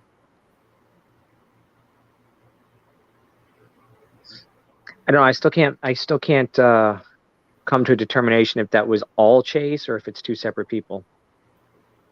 Personally, I think it was all Chase, and I think Dylan lied about who he was picking up, because Mom said also in another interview that if she found out he picked up Chase, she would have been ticked off and chewed him out for days. So I think there was a motive for him not to disclose who it was. I don't know. And also potentially to lie about actually giving him a ride or not. Jim, are you coming to us with breaking news? Yes, I am. Just got off the phone with one Aaron Wadsworth, and boy, was it interesting. One more call that absolutely vindicates your boy, but I want the mother. We spent 7 minutes on the phone. He called me, which was unique because it's a call from an inmate. There's certain things you have to do. He told me that his calls are continuously monitored, and what he wants to tell me in an area that isn't monitored. He gets 1 hour of phone calls tomorrow, which can also be a video chat through a app for inmates called, what's it called? It's called the Getting Out app, which you sign up, and it's kind of like a Skype for prisoners. Really? He wants to go on video with me so that people could see his face. He seems to think that he's going to win his case and get out of jail. He has a private investigator on his case out of Idaho. He told me who his attorney is. He wants me to contact the attorney and work with them on some things in his case. He's been following this as much as he possibly could. And what he told me in the 7 minutes leads me to believe that the call tomorrow might even be bigger and it'll be videoed. But he does go into quite a bit of detail in a quick 7 minutes. And that's what I can't wait to play. Like I said, I could tell you, but I'd rather show you. Well, show us. Well, we've already got that on Doug's channel. Can I get you to come over when you're done doing your piece of business here? I have to go to bed because I have work. I have to work in the morning, so I can't. But why don't we set this up? Because it's only 6 minutes. I will come on your program tomorrow, and we will play the video. Because I think tomorrow's Faith Friday for us, so we only do faith-based streams on Friday nights. Okay. I am going to probably do a Dylan stream like mid-afternoon. Laura asked me to go on her show tomorrow afternoon, so I don't know exactly the timing of that. But I'm not going to come on tomorrow night to talk about this case because we do prayer services on Fridays on this channel. Here's what I'd like to do, Tyler. I'd like to take the video that we're going to get tomorrow and go over it with you. And then we can set it up for a later date. We don't have to explode it tomorrow. But this conversation... Saturday's fine. Yeah, this conversation pretty much vindicates everything that I've been saying right down the line. And it's incredibly interesting. And I will give you this little piece. He tells me not only the full name, but the address and his verifiable proof of Kurt Wadsworth's boyfriend for the last 2 decades in California. I see. Well, that's going to be interesting. Like he said, the one that broke the parents' marriage up. Victorville, California. Nothing good comes out of Victorville. I don't know about that. I like people from Victorville. We have people from Victorville watching. I like them. Any questions, Lauren? Nope. I didn't think so. She only talks when she's on other people's channels. God bless. Be good, guys. I am on someone else's channel. Black Dove, I didn't mean to interrupt you. I thought Jim was going to play for us that phone call. No, that's fine. Happy Caffeinated Couple says, stopping by to show some love. This is to help with the donated Don't Stop books. Please give one away tomorrow for Faith Friday. Everyone invited back here tomorrow night for a time of encouragement and inspiration. We'd love to have you guys. We're not going to talk about the Dylan Rounds case. I might talk about why I don't listen to psychics tomorrow. And that tomorrow some of you might get mad about that, but it's what I believe and I'm going to stand by it. So could be good to see you guys come over for that. Thank you, Happy Caffeinated Couple. We love you. Dawn, welcome to the Feller Fam. So glad to have you. And super chat from Cheryl says, you call getting out yourself. I don't know what she means. Do you guys know what she means? No. No. Okay. Well, we'll figure out what you mean, Cheryl. Thank you for your super chat. Okay. So sorry, Black Dove, for interrupting. I may have a different interpretation of that. I'll go back and listen to all of that to just double check. But I think that the reason why I'm kind of against that is because when you're 16 years old and you go move out on your own, I don't know how worried you are about being on your mom's bad list, you know? So I'm like, he's been living on his own for 3 years. I don't know how worried he is about his mom getting mad because he gave somebody a ride, personally. Maybe he just didn't want to get chewed out on the phone. Like, I think that it could be that simple when it comes to the Chase Venstra thing. Because it was confirmed that he did give Chase Venstra a ride. Oh, I understand what Cheryl says now.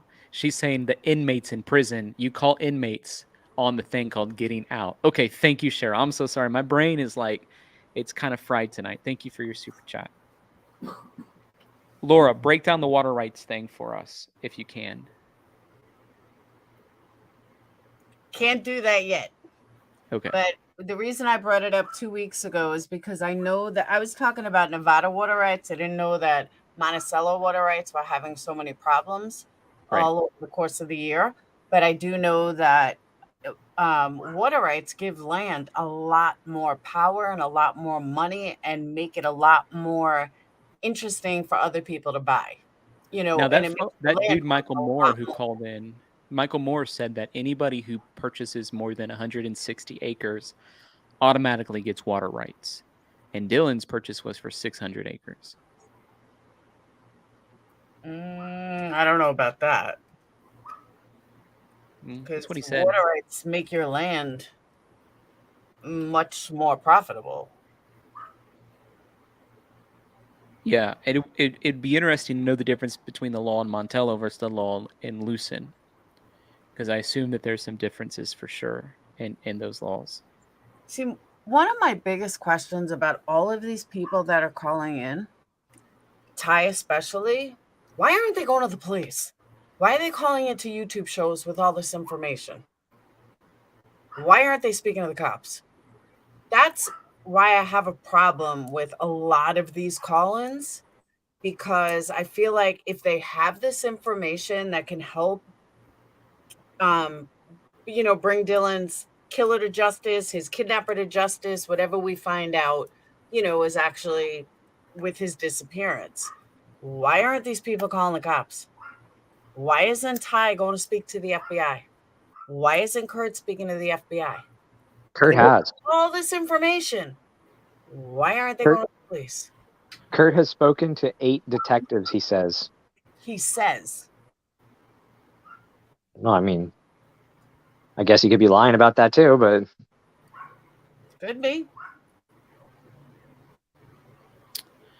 Busted Can of Biscuit says citizen detectives are drawn to the most dramatic possibilities and ignore more tedious solutions. Only few seriously investigate the most plausible theory. I agree with that. And I'm right there. That was the other thing I was going to say. I'm right there with Busted Can of Biscuits, because after hearing all these people, I absolutely go back to Occam's Razor. This is going to be exactly what I said 3 weeks ago. This is, he got in trouble due to land. It has to do with money. He was shot, or he was killed, he was kidnapped, he was something for whatever reason. Has to do with land, has to do with money. It's the simplest answer. It's going to be the most obvious people that wanted the land, people that mess with the land.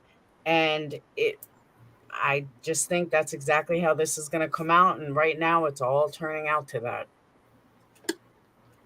Water rights were given to Mavans. Laura needs to Google Ty. Ty was going after the county. It's in the article I sent you, Tyler, yesterday. Have you done that, Laura? Have you seen all of the connections that Ty has for like going into the county board meeting and going into the city of Montello city council meetings and having conversations with them about those water rights situation? By the way, Be Botanical, thank you for your super chat. Appreciate it. So it's like Ty's definitely seems to be onto something there. Well, guys, my brain is not working, so I'm going to dismiss you guys and then announce the winner of the book giveaway. All right. Thank you for having me, Tyler. Yeah. I'll see you tomorrow. Thanks, guys. Bye. Bye, Patricia. Bye-bye. Okay, guys, if you sign up to win a Don't Stop book, I'm going to give it away literally right now. All you got to do to enter, I'll give you guys one last second to enter. Just type in hashtag Don't Stop in the comments section, and that will enter you a chance to win this Don't Stop book. Listen, I'm going to mail it out there to you tomorrow. And then Happy Caffeinate Couple is saying, yeah, give another one away tomorrow. Sent that super chat. So we're going to give another Don't Stop book away tomorrow during our Faith Friday service. We'd love to have you come and be a part of that. And I wanted to show you guys too. I know I've already showed it on the screen, but I forget to do this sometimes, so I'm showing it double because I know there's different people on now. Over on tylerfeller.com/merch, we have this smiley face thing, and somebody asked me while I'm on the stream to add a cup, a smile face cup. All right, well, there I added it. You can go pick that up. We also have a coffee mug. So if you asked me to put it on here, I hope that you'd actually go pick it up. Or you can even have the same hat that I have, this smiley face hat. So I'm going to go ahead and put that in the chat section. And if you guys don't mind, if you want to pick up something with the smile face, go pick it up. Now we're going to announce the winner of the Don't Stop book giveaway. And if we call on your name, you have to email press@tylerfeller.com your address. And as soon as you email it, that's when I'll send it. Okay. Hey, I'm going to pray over you. Don't go anywhere. You have to be on the stream to win. We got to have your confirmation that you're here. So I'm going to pray over you. If you want to receive the prayer, I want you to put your hands out like this. You never know what may happen. You may feel the power of the Holy Spirit. Father, I bless every single person that's on this stream right now. And I just pray that your Holy Spirit comes and rests on them. Father, that your word says, are the great physician. So I just release your healing anointing on their bodies. I speak to every single ailment. And like your word says, Jesus, your body was broken and your blood was poured out so we can be made whole. And I speak wholeness in every way. And in the mighty name of Jesus, every single emotional trauma that somebody has, Father, would you come in and would you show them your love, that they could get a glimpse of heaven and you can give wholeness to their bodies in every sense of the way, their emotions in every sense of the way, their mind in every sense of the way. You did not give us a spirit of fear, anxiety, depression, but of power, love, and a sound mind. And I release power, love, and sound mind to people watching in Jesus' name. Amen. Okay, I'm ready to draw the winner. And the winner is, drum roll, please. Britt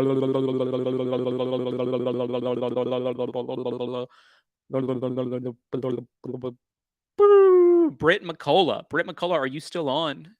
Because you got to be here. Oh, you guys didn't. Oh, yeah, you can see. Okay, Britt McCullough. Britt McCullough, are you still on the stream? I think she is, because I can type her name in. Email me at presstellerfeller.com. Okay, I think that she's on there. Praise the Lord. Email Britt, press@tylerfeller.com. Hey, Tyler, can we get a crew neck smile face sweatshirt? There should be a crew neck smile face sweatshirt on there. Thank you for your super chat. Is there not one? Yeah, there is one. There is definitely a crew neck smile face one on there. Right here. Here it is. You can pick your color. I'd go with white or black if I were you. But yep, you can pick your color. I'll put the link for that in the chat section. Guys, thanks so much for watching. It has been a day. So appreciate you guys and have a great evening.